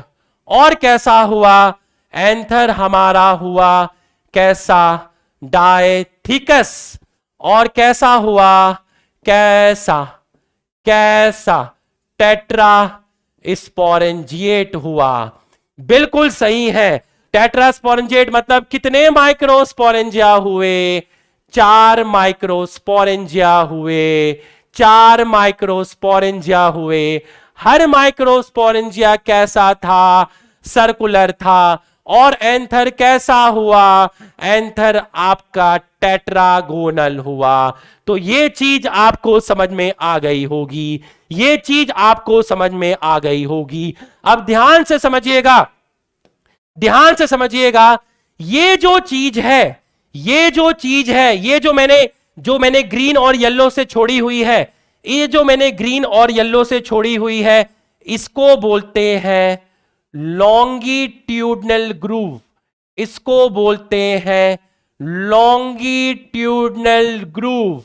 इसको बोलते हैं लॉन्गिट्यूडनल ग्रूव। तो मुझे बताइए एंथर में टोटल कितने लॉन्गिट्यूडनल ग्रूव हैं? एंथर में टोटल कितने लॉन्गिट्यूडनल ग्रूव हैं? लिख के बताइए। एंथर में टोटल कितने लॉन्गिट्यूडनल ग्रूव हैं? लिख के बताइए। कितने लॉन्गिट्यूडनल ग्रूव हैं? लिख के बताइए। लिख के बताइए। एंथर में कितने लॉन्गिट्यूडनल ग्रूव हैं? लिख के बताइए। टोटल कितने ग्रूव हुए? कितने लॉन्गिट्यूडनल ग्रूव हुए? टोटल कितने लॉन्गिट्यूडनल ग्रूव हुए? 2 हुए। बिल्कुल सही है, 2 हुए। बिल्कुल सही है। तो बताइए लॉन्गिट्यूडनल ग्रूव कितने थीका को सेपरेट कर रहा है? 2 थीका को कौन सेपरेट कर रहा है? 2 थीका को कौन सेपरेट कर रहा है?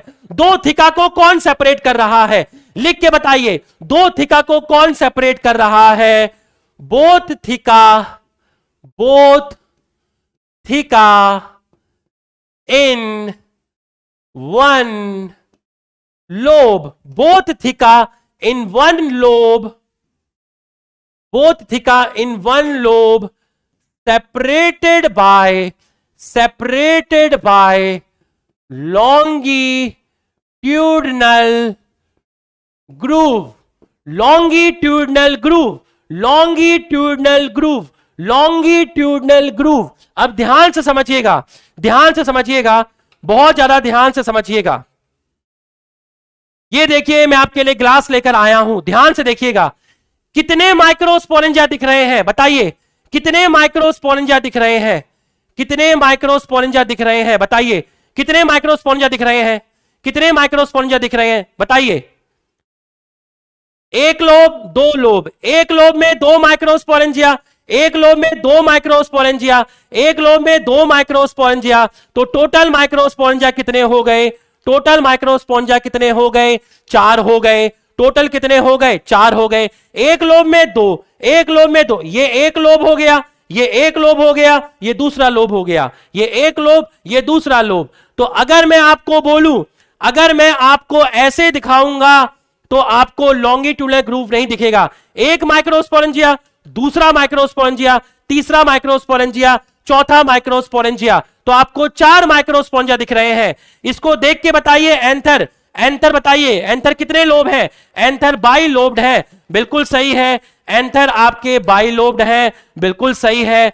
अब आप मुझे बताइए, अब आप मुझे बताइए, आपको ये जो कैविटी दिख रही है माइक्रोस्पोरेंजिया, आप इस ग्लास में हाथ डालिए, आप इस ग्लास में हाथ डालिए। आपका हाथ नीचे की तरफ जा रहा है, आपका हाथ नीचे की तरफ जा रहा है। आपके घर में जो ग्लास है, आपके घर में जो ग्लास है, आपके घर में जो ग्लास है उसमें हाथ डालिए। आपका हाथ नीचे तक जा रहा है, आपका हाथ नीचे तक जा रहा है। बताइए आपका हाथ कैसे जा रहा है ग्लास के अंदर? लॉन्गिट्यूडनल या ट्रांसफर? आपका हाथ ग्लास के अंदर कैसे जा रहा है? लॉन्गिट्यूडनल या ट्रांसफर? अगर आपने ये लिख दिया, बता दिया तो मैं मान जाऊंगा। अगर आपने ये बता दिया तो मैं मान जाऊंगा। आपका हाथ अंदर कैसे जा रहा है? आपका हाथ माइक्रोस्पोरेंजिया में कैसे जा रहा है? लॉन्गिट्यूडनल या ट्रांसफर? लॉन्गिट्यूडनल या ट्रांसफर? इतना बता दीजिए, आपका हाथ कैसे जा रहा है ग्लास के अंदर? आपका हाथ ग्लास के अंदर कैसे जा रहा है?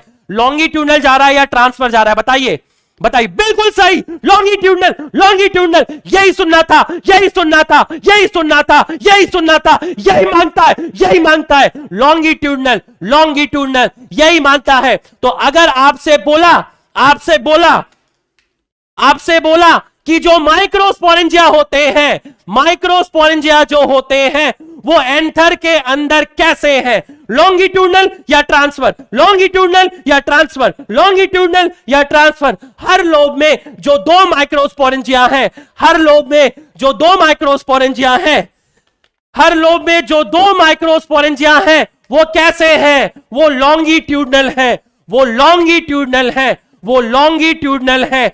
आ गया होगा समझ में। अब मैं आपको ऐसे दिखाता हूं, अब मैं आपको ऐसे दिखाता हूं। ध्यान से देखिएगा, ध्यान से देखिएगा।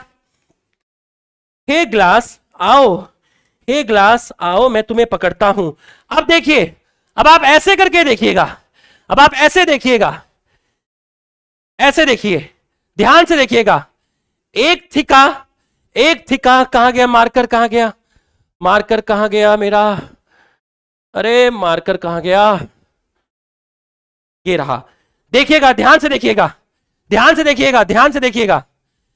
एक थिका, दूसरा थिका, एक थिका, दूसरा थिका, एक थिका, दूसरा थिका। देखिएगा, मैं आपको एक लोब में दिखाता हूं, ध्यान से देखिएगा, ध्यान से देखिएगा, आप ध्यान से देखिएगा। अब आप देखिए, एक थिका, दूसरा थिका, एक थिका, दूसरा थिका। ये जो चीज है, ये लाइन बताइए कैसी है, ये लाइन ट्रांसफर है या लॉन्गिट्यूडनल है, ये लाइन ट्रांसफर है या लॉन्गिट्यूडनल है, ये लाइन ट्रांसफर है या लॉन्गिट्यूडनल है, बताइए। ये लाइन ट्रांसफर है या लॉन्गिट्यूडनल है, बताइए। ये लाइन ट्रांसफर है या लॉन्गिट्यूडनल है, बताइए। ये लाइन ट्रांसफर है या लॉन्गिट्यूडनल है, बताइए। ये लाइन कैसी है, ये लाइन कैसी है, ये लाइन लॉन्गिट्यूडनल है। तो मुझे बताइए, अगर आपको, अब आप देखिए, अब आप देखिए, ये जो लाइन है जो दो थिका को सेपरेट कर रही है, जिसको मैंने बोला था लॉन्गिट्यूडनल ग्रूव, जिसको मैंने बोला था longitudinal groove, longitudinal groove separate two theca, longitudinal groove separate two theca, longitudinal groove separate two theca, longitudinal groove. ये देख लीजिए, ये देख लीजिए, ध्यान से देख लीजिए, फिर मत बोलना बताया नहीं। ये वाली लाइन देखिए, ये वाली जो लाइन है, इसी को बोलते हैं लॉन्गिट्यूडनल ग्रूव, इसी को बोलते हैं लॉन्गिट्यूडनल ग्रूव। ये वाली जो लाइन है, इसी को बोलते हैं लॉन्गिट्यूडनल ग्रूव। यहीं से एंथर टूटा है, यहीं से एंथर टूटा है। एंथर के टूटने को बोलते हैं डेहिसेंस। यहीं से एंथर टूटेगा, यहीं से एंथर टूटेगा। तो आप मुझे बताइए, आप मुझे बताइए, एंथर कैसे टूटता है, एंथर कैसे टूटता है? ट्रांसफर टूटता है या लॉन्गिट्यूडनल साइड से टूटता है? ट्रांसफर टूटता है या लॉन्गिट्यूडनल साइड से टूटता है? बताइए मुझे, एंथर कैसे टूटता है? एंथर लॉन्गिट्यूडनल साइड से टूटता है या ट्रांसफर साइड से टूटता है? बताइए मुझे, बताइए मुझे। देख लीजिए, आपको आ गया होगा लॉन्गिट्यूडनल ग्रूव, लॉन्गिट्यूडनल ग्रूव। तो जो एंथर टूटता है, एंथर टूटता है, वो लॉन्गिट्यूडनल ग्रूव से टूटता है। आपको समझ में आया तो चैट बॉक्स में लिखिए यस, चैट बॉक्स में लिखिए यस। गाली मत देना यार, समझ में ना आया नो लिख देना, गाली मत देना। दुखता है रे, दुखता है। इधर से नहीं पढ़ा रहा रे, इधर से पढ़ा रहा हूं, इधर से। बिल्कुल सही, बिल्कुल सही। तो मैं कह सकता हूं, मैं कह सकता हूं कि all microporangia placed longitudinally, longitudinally, longitudinally, longitudinally, longitudinally, longitudinally, all microsporangia placed longitudinally and dehiscence, dehiscence मतलब ब्रेकिंग ऑफ एंथर। एंथर जब टूटेगा, एंथर जब टूटेगा तो एंथर किस साइड से टूटेगा? एंथर किस साइड से टूटेगा? एंथर अपने लॉन्गिट्यूडनल साइड से टूटेगा और उसी साइड को बोलते हैं उसी साइड को बोलते हैं लाइन ऑफ डेहिसेंस। उसी को आप बोलते हैं लाइन ऑफ डेहिसेंस, उसी को आप बोलते हैं लाइन ऑफ डेहिसेंस। तो यहां तक आपको समझ में आ गया होगा। अगर यहां तक आपको समझ में आया तो आ जाओ NCERT word to word, NCERT word to word. आ जाओ, आ जाओ ऑन द फ्लोर, सारे मिलके करेंगे शोर। आ जाओ। Figure 2.2a show that two part of typical stamen, the long and cylinder stalk called filament and the terminal generally bilobe structure called anther anther, anther. तो अगर मैं आपसे बोला एंथर जनरली बाइलोब्ड होगा, the proximal end of the filament is attached to thalamus और the petal of the flower, और the petal, petal से अटैच होता है कौन सी फैमिली में? सोलेनेसी फैमिली में। 11th क्लास में था, सोलेनेसी फैमिली में, जिसमें आपके आलू आता है, टमाटर आता है, आलू वाली फैमिली सोलेनेसी। और इस कंडीशन को बोलते थे एपीपेटलस, इस कंडीशन को बोलते थे एपीपेटलस। जब आपका स्टेमन का फिलामेंट वाला पार्ट, स्टेमन का फिलामेंट वाला पार्ट किस पर अटैच होता है? पेटल पर अटैच होता है। इस कंडीशन को आप बोलते हैं एपीपेटलस। ऐसा सोलेनेसी में मिलता है, ऐसा सोलेनेसी में मिलता है। The number and length of stamen are variable in flower of different species और इवन सेम स्पीशीज। एक प्लांट के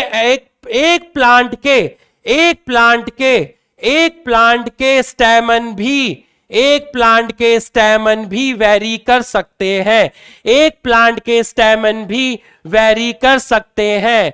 ये देख लीजिए, एक प्लांट के स्टेमन भी लेंथ में वेरी कर सकते हैं, एक ही प्लांट के स्टेमन भी लेंथ में वेरी कर सकते हैं। अलग अलग प्लांट के तो वेरी करेंगे ही करेंगे, अलग अलग प्लांट के तो वेरी करेंगे ही करेंगे। एक वर्ड नहीं छोड़ूंगा एनसीईआरटी का। अरे NCERT is not all about the reading the sentence or underline the sentence. It's all about explore the things. Nation wants to know what is the best way to explore the NCERT. मेरे पास आना, रुपेश चौधरी बताएगा।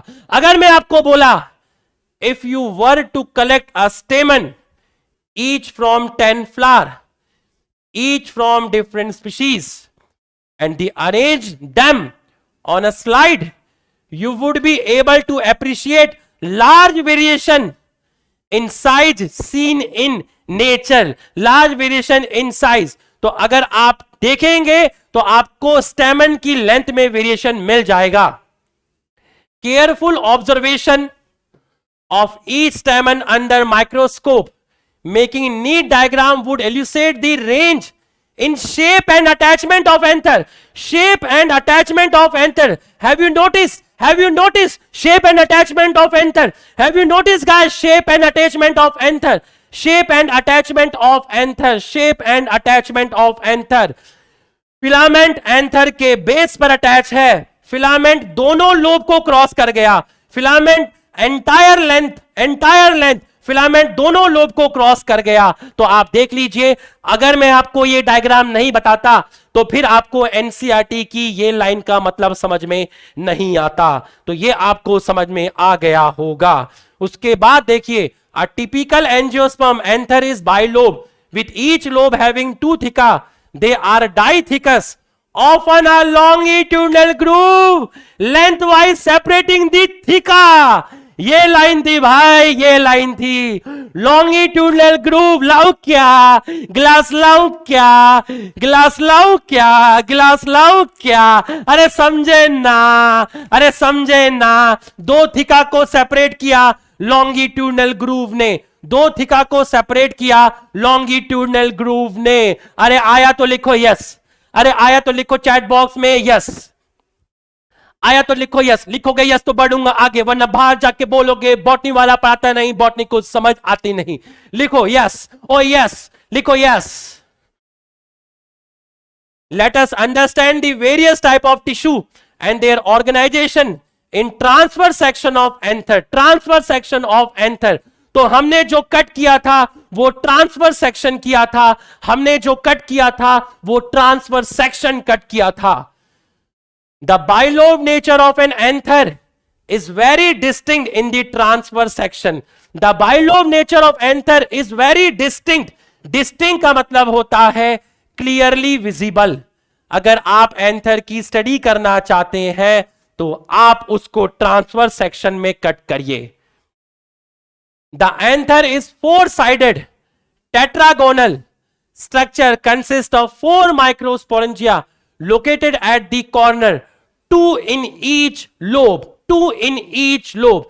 अब ये वाली line अभी हमने नहीं पढ़ी है, ये वाली जो लाइन है ये अभी हमने नहीं पढ़ी क्योंकि ये लाइन अभी आई नहीं है, ये वाली लाइन अभी आप हमारी नहीं आई है, तो मैं आपको इसका मतलब अभी नहीं बता रहा, मैं आपको इसका मतलब अभी नहीं बता रहा क्योंकि अभी हमने ये पढ़ी नहीं है. दे extend longitudinally all through the length of anther. They extend, इसका मतलब समझिए, इसका मतलब समझिए, दे एक्सटेंड लॉन्गिट्यूडनली. माइक्रोस्पोरेंजिया कैसे एक्सटेंड थे, माइक्रोस्पोरेंजिया कैसा था, माइक्रोस्पोरेंजिया लॉन्गिट्यूडनली था. आपने बोला था कि आपने जब ग्लास में हाथ डाला था तो जो माइक्रोस्पोरेंजिया था वो नीचे तक था, मतलब लॉन्गिट्यूडनल था.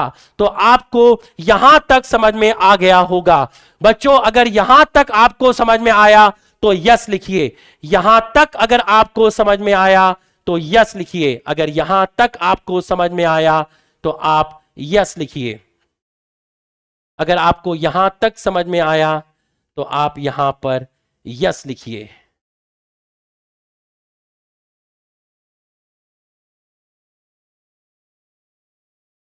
अब कुछ क्वेश्चंस, एक दो क्वेश्चन आपको बताता हूं, ठीक है. Essential whorl of flower, essential whorl of flower, इसका जो आंसर जाएगा बताइए. एसेंशियल वर्ल ऑफ फ्लावर, इसका आंसर जाएगा androecium and gynoecium, androecium and gynoecium, androecium and gynoecium. बिल्कुल सही है, बिल्कुल सही है. अगला question, NEET 2016 proximal end of the filament of stamen is attach to. बताइए फिलामेंट का प्रॉक्सिमल एंड कहां पर अटैच था, बताइए. बिल्कुल सही, थैलेमस और पेटल, थैलेमस और पेटल. बिल्कुल सही, बिल्कुल सही, बिल्कुल सही. ये लो, ये बताइए. A typical angiosperm anther is, a typical angiosperm anther is. Poll नहीं करवा रहा हूं बेटा, भी पोल में टाइम बहुत चला जाएगा, ठीक है. अ टिपिकल एंजियोस्पर्म एंथर इज, बताइए, बताइए. बिल्कुल सही, bilobe and tetrasporangiate, bilobed and tetrasporangiate, bilobed and tetrasporangiate. बिल्कुल सही, बिल्कुल सही. A typical angiosperm anther is bilobed and tetragonal, consist of, बताइए कितने माइक्रोस्पोरेंजिया होते हैं, कितने माइक्रोस्पोरेंजिया होते हैं. बिल्कुल सही है, आपके 4 माइक्रोस्पोरेंजिया होते हैं, 4 माइक्रोस्पोरेंजिया होते हैं. बिल्कुल सही है. ये लीजिए, ये बताइए इसमें से कौन सा रॉन्ग है, कौन सा रॉन्ग है, कौन सा रॉन्ग है, बताइए कौन सा रॉन्ग है. इसमें से आपका कौन सा रॉन्ग है, इसमें से आपका कौन सा रॉन्ग है, कौन सा रॉन्ग है. ये आपका करेक्ट है, ये आपका करेक्ट है. कैलेक्स एंड गाइनोशियम, कैलेक्स गलत हो गया, यहां पर आपका आना चाहिए था एंड्रोशियम, एंड्रोशियम. तो आपका जो आंसर जाएगा वो आपका जाएगा थर्ड, वो आपका जाएगा थर्ड. तो अभी जितना हमने पढ़ लिया है मैं सिर्फ उसी के क्वेश्चन निकाल रहा हूं, मैं आपके उसी के क्वेश्चन निकाल रहा हूं जितना हमने पढ़ लिया है, जितना हमने पढ़ लिया है. नेक्स्ट क्वेश्चन आप देखिएगा, बताइए सेवरल, बताइए इसका आंसर क्या जाएगा, बताइए. एनसीईआरटी की लाइन है, मैंने आपको पढ़ाई थी. Several dash and dash changes are initiated which lead to differentiation and further development of floral primordia, floral primordia, floral primordia. बताइए इसका आंसर क्या जाएगा, बताइए इसका आंसर क्या जाएगा. हार्मोनल एंड स्ट्रक्चरल, एनसीईआरटी में लिखा हुआ है हार्मोनल एंड स्ट्रक्चरल. तो ये वर्ड भी आपका एनसीईआरटी में लिखा हुआ है, आप देख सकते हैं, hormonal and structural. Wall of the carpel, carpel के वॉल को क्या बोलते हैं, कार्पल के वॉल को क्या बोलते हैं, कार्पल के वॉल को आप बोलते हैं गाइनोशियम, कार्पल के वॉल को आप बोलते हैं गाइनोशियम. बिल्कुल सही. Stamen consist of, stamen consist of, stamen consist of, filament हो गया और एंथर. स्टैमन के 2 पार्ट हो गए, फिलामेंट हो गया और आपका हो गया एंथर। तो यहां तक आपको समझ में आ गया, यहां तक आपको समझ में आ गया। तो बच्चों यहां तक आपको समझ में आ गया है, तो यहां तक आपको समझ में आ गया है। अब हम थोड़ा सा आगे चलते हैं बच्चों, हम थोड़ा सा आगे चलते हैं। अब जो चीज हम पढ़ने वाले हैं, अब जो चीज हम पढ़ने वाले हैं वो है आपका structure of microsporangia, structure of microsporangia. यहां तक सभी को समझ में आया तो यस लिखिए, टीचर का मान सम्मान बढ़ाइए, यस लिखिए। यहां तक अगर आपको समझ में आया तो यस लिखिए, यहां तक अगर आपको समझ में आया तो यस लिखिए, यहां तक अगर आपको समझ में आया तो यस लिखिए। ठीक है, यहां तक आपको समझ में आ गया है, बिल्कुल सही है, यहां तक आपको समझ में आ गया। तो अगर ये आपको समझ में आ गया तो हमने एंथर का डायग्राम बनाना था, तो हमने इस तरीके से ये चोंच बनाई और फिर हमने आपका इस तरीके से ऐसे किया और उसके बाद हमने इसको ऐसे किया। तो बच्चों मैं आपको जो दिखाने जा रहा हूं अब, वो मैं आपको दिखाने जा रहा हूं structure of anther, structure of anther, या मैं आपको कहूं structure of microsporangium, structure of microsporangium, structure of anther और स्ट्रक्चर ऑफ माइक्रोस्पोरेंजियम। तो बच्चों जब आप एंथर को देखते हो तो इस एंथर के अंदर ये सर्कुलर स्ट्रक्चर, ये सर्कुलर स्ट्रक्चर, ये सर्कुलर स्ट्रक्चर, ये सर्कुलर स्ट्रक्चर, इस सर्कुलर स्ट्रक्चर को आपने बोला था माइक्रोस्पोरेंजिया, इसको आपने बोला था माइक्रोस्पोरेंजिया। तो एंथर के सबसे बाहर जो लेयर आपको मिलती है, ये जो आपको मैं लेयर दिखा रहा हूं, ये जो मैं आपको येलो कलर से लेयर दिखा रहा हूं, ये जो मैं आपको येलो कलर से लेयर दिखा रहा हूं बाहर की तरफ, इस लेयर को बोलते हैं एपिडर्मिस। तो आपको एंथर की सबसे बाहर वाली जो लेयर दिखी, इस लेयर की लेबलिंग हम करने वाले हैं एपिडर्मिस। तो आपको जो लेयर दिखी बच्चों एंथर की, जो सबसे बाहर आपको लेयर मिली, इस लेयर को हम बोलते हैं एपिडर्मिस, एपिडर्मिस। एपिडर्मिस के नीचे आइए, एपिडर्मिस के नीचे आइए, एपिडर्मिस के नीचे आपको रेड कलर से मैंने एक लेयर दिखाई, एपिडर्मिस के नीचे मैंने आपको रेड कलर से एक लेयर दिखाई। बताइए एपिडर्मिस मैंने एक ही कलर से दिखाया है, येलो से, तो बताइए एपिडर्मिस सिंगल लेयर या मल्टी लेयर? लिख के बताइए एपिडर्मिस सिंगल लेयर या मल्टी लेयर? लिख के बताइए एपिडर्मिस सिंगल लेयर या मल्टी लेयर?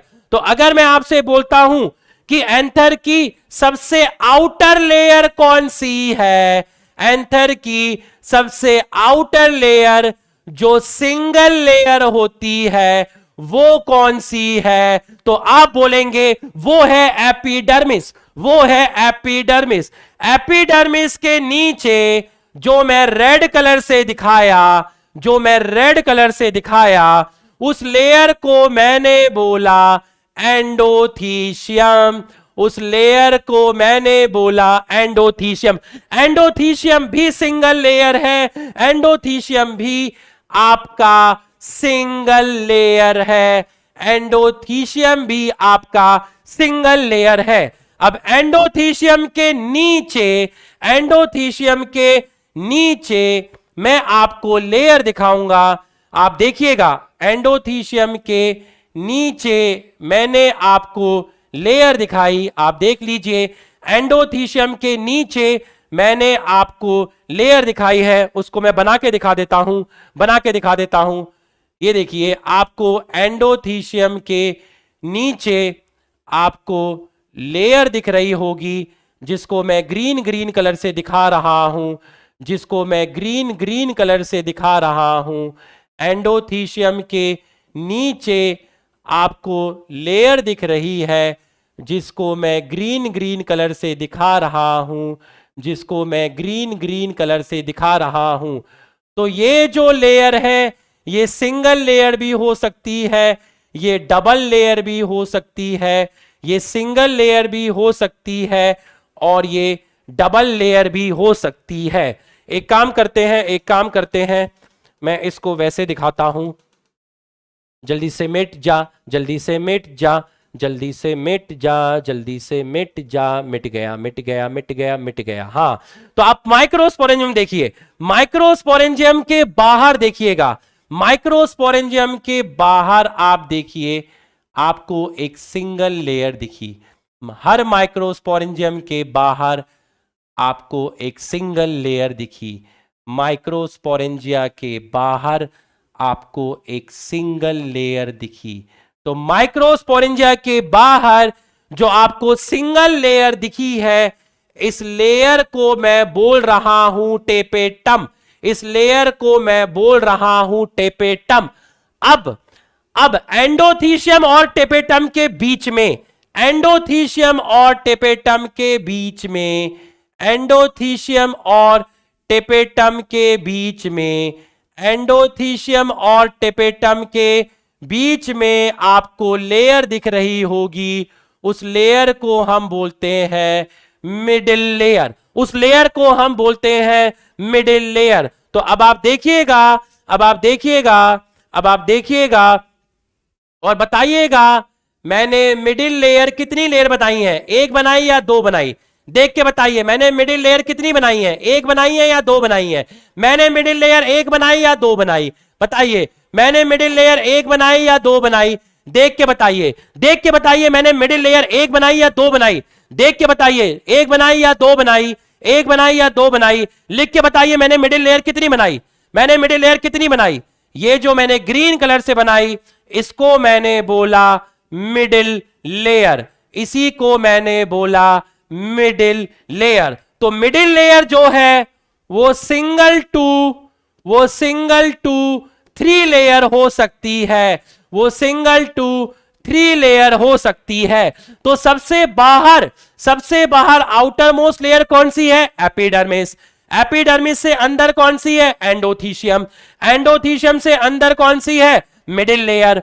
और टेपेटम सबसे इनर मोस्ट लेयर है। तो अगर मैं आपसे कहूं कि इनर मोस्ट लेयर कौन सी है, इनर मोस्ट लेयर कौन सी है? Inner most layer of anther, inner most layer of anther.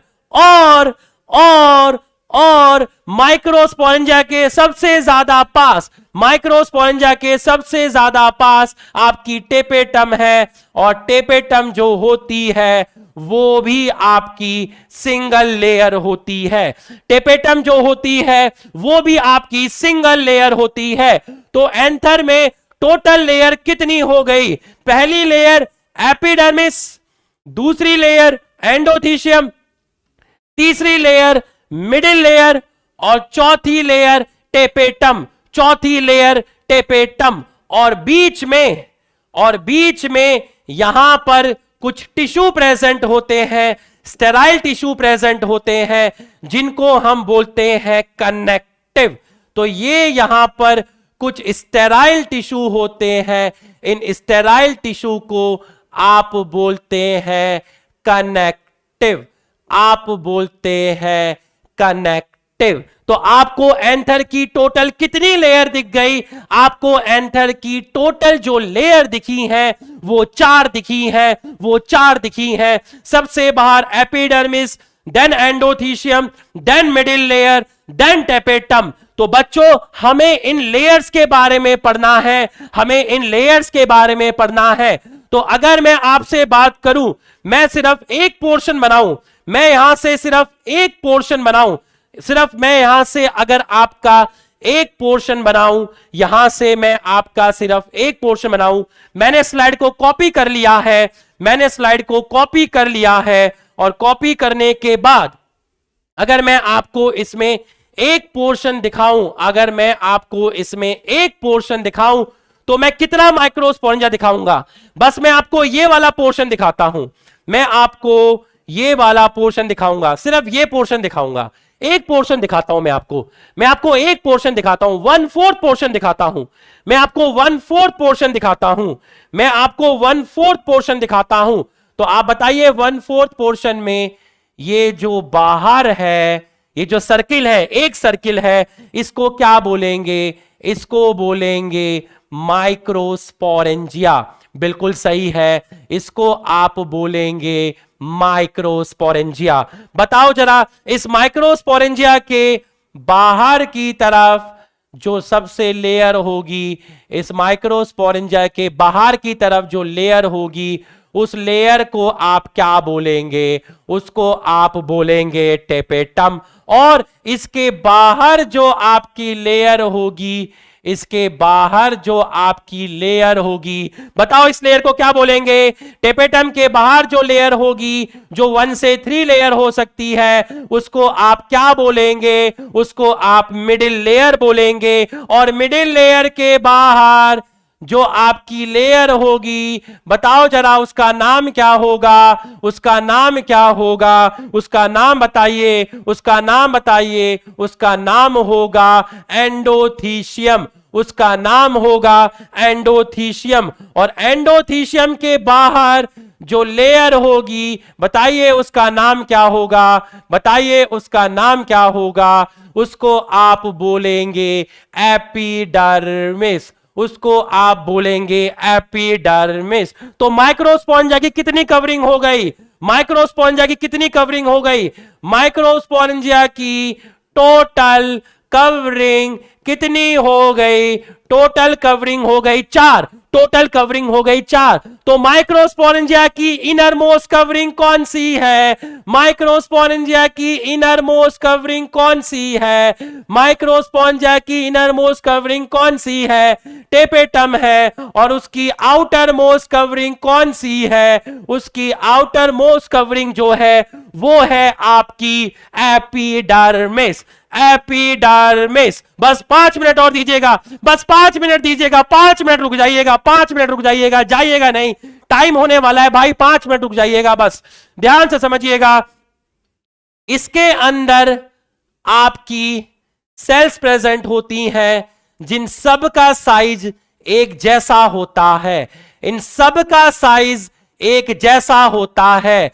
Microsporangia के अंदर बहुत सारी सेल्स प्रेजेंट हैं जिनका सबका साइज एक जैसा है। तो आप मुझे बताइए, मैं होमोजिनस वर्ड यूज करूं या हेट्रोजिनस वर्ड यूज करूं?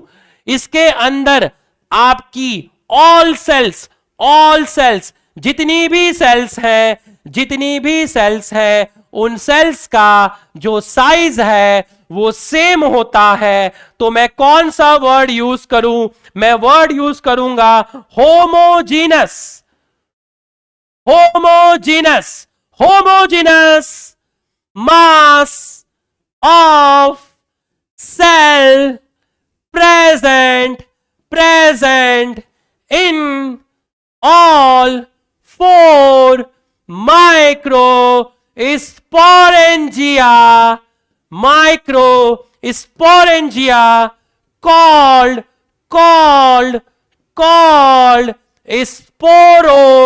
sporogenous tissue। ये पूरा का पूरा स्पोरोजिनस टिश्यू है। और टिश्यू किससे मिलके बना होता है? Tissue made up of cell, tissue made up of cell, tissue made up of cell. तो ये पूरा का पूरा स्पोरोजिनस टिश्यू है। और स्पोरोजिनस टिश्यू की जो सेल्स हैं वो सब एक जैसी हैं, उनका साइज सेम है, इसलिए वर्ड यूज किया होमोजिनस। हर माइक्रोस्पोरेंजिया के अंदर, हर माइक्रोस्पोरेंजिया के अंदर बहुत सारी सेल्स होती हैं, उन सभी सेल्स का साइज एक जैसा होता है, इसलिए वर्ड यूज करते हैं होमोजेनस। इन सारी सेल्स को मिलाकर जो टिश्यू बनता है उस टिश्यू को बोलते हैं होमोजेनस टिश्यू, उसको बोलते हैं स्पोरोजेनस टिश्यू, उसको बोलते हैं स्पोरोजेनस टिश्यू, उसको बोलते हैं स्पोरोजेनस टिश्यू, स्पोरोजेनस टिश्यू। और इसी स्पोरोजेनस टिश्यू को आप बोलते हैं, इसी स्पोरोजेनस टिश्यू को आप बोलते हैं माइक्रो स्पोर मदर सेल, और इसी को आप बोलते हैं pollen mother cell, pollen mother cell. और इनका जो प्लॉइडी लेवल होता है वो डिप्लॉयड होता है, और ये भी आपके डिप्लॉयड होते हैं। हम यहां से नेक्स्ट क्लास में पढ़ेंगे। आपको मुझे वचन देना पड़ेगा, आपको मुझसे प्रॉमिस करना पड़ेगा कि आप घर पे जाके ये वाला पोर्शन नहीं पढ़ेंगे, घर पे जाके ये वाला पोर्शन नहीं पढ़ेंगे, क्योंकि ये कहानी अधूरी है, हमारी अधूरी कहानी, और अधूरी कहानी हमेशा तकलीफ देती है। आप इस स्लाइड को नहीं पढ़ेंगे, आपको नेक्स्ट क्लास में बताया जाएगा कि स्पोरोजेनस टिश्यू का फंक्शन क्या है, माइक्रोस्पोर मदर सेल का फंक्शन क्या है, पोलन मदर सेल का फंक्शन क्या है, डिप्लॉयड का मतलब क्या होता है, ये आपको नेक्स्ट क्लास में बताया जाएगा। वक्त की कमी है, वक्त हो चुका है, मैं इसको अभी अच्छे से एक्सप्लेन नहीं कर पाऊंगा। आप इस पे फोकस मत करिएगा, इस स्लाइड पे फोकस मत करिएगा, इस स्लाइड पे फोकस मत करिएगा, एक क्लास का वेट करिएगा, एक क्लास का वेट करिएगा। आप खुद चलेंगे तकलीफ होगी, मेरा हाथ पकड़ के, अपने भाई का हाथ पकड़ के चलेंगे तकलीफ नहीं होगी। भाई कल भी आएगा, अभी इस स्लाइड को नहीं पढ़ना, स्पोरोजेनस टिश्यू एनसीईआरटी पे नहीं जाना, माइक्रोस्कोप मदर सेल नहीं जाना, नहीं जाना, पोलन मदर सेल नहीं जाना, नहीं जाना। तो बच्चों, ये था हमारा आज का लेक्चर। जितना पढ़ा एक एक वर्ड एनसीईआरटी से डिकोड किया। गाली देने वाले तो फिर भी गाली देंगे यार, उनको तो हम कुछ नहीं बोल सकते हैं। अगर तुम्हें लेक्चर समझ में आया, मेरी पहली क्लास थी, तुम्हें समझ में आया, तो there is always scope of improvement because only fools know all the answer. I'm not saying कि मुझे सब आता है, बट मुझे इतना आता है कि मैं आपको इंडिया के टॉप मेडिकल कॉलेज में ले जा सकता हूं। तो बच्चों, कमेंट करके बताइएगा ऐप में आपको लेक्चर कैसा लगा। आप इंस्टा पे भी रिप्लाई कर सकते हैं, बट इंस्टा पे कमेंट करके अपना इंस्टा डीएक्टिवेट कर देना, इंस्टा पे मत रहना, वो खराब चीज है जब तक सिलेक्शन नहीं हो जाता।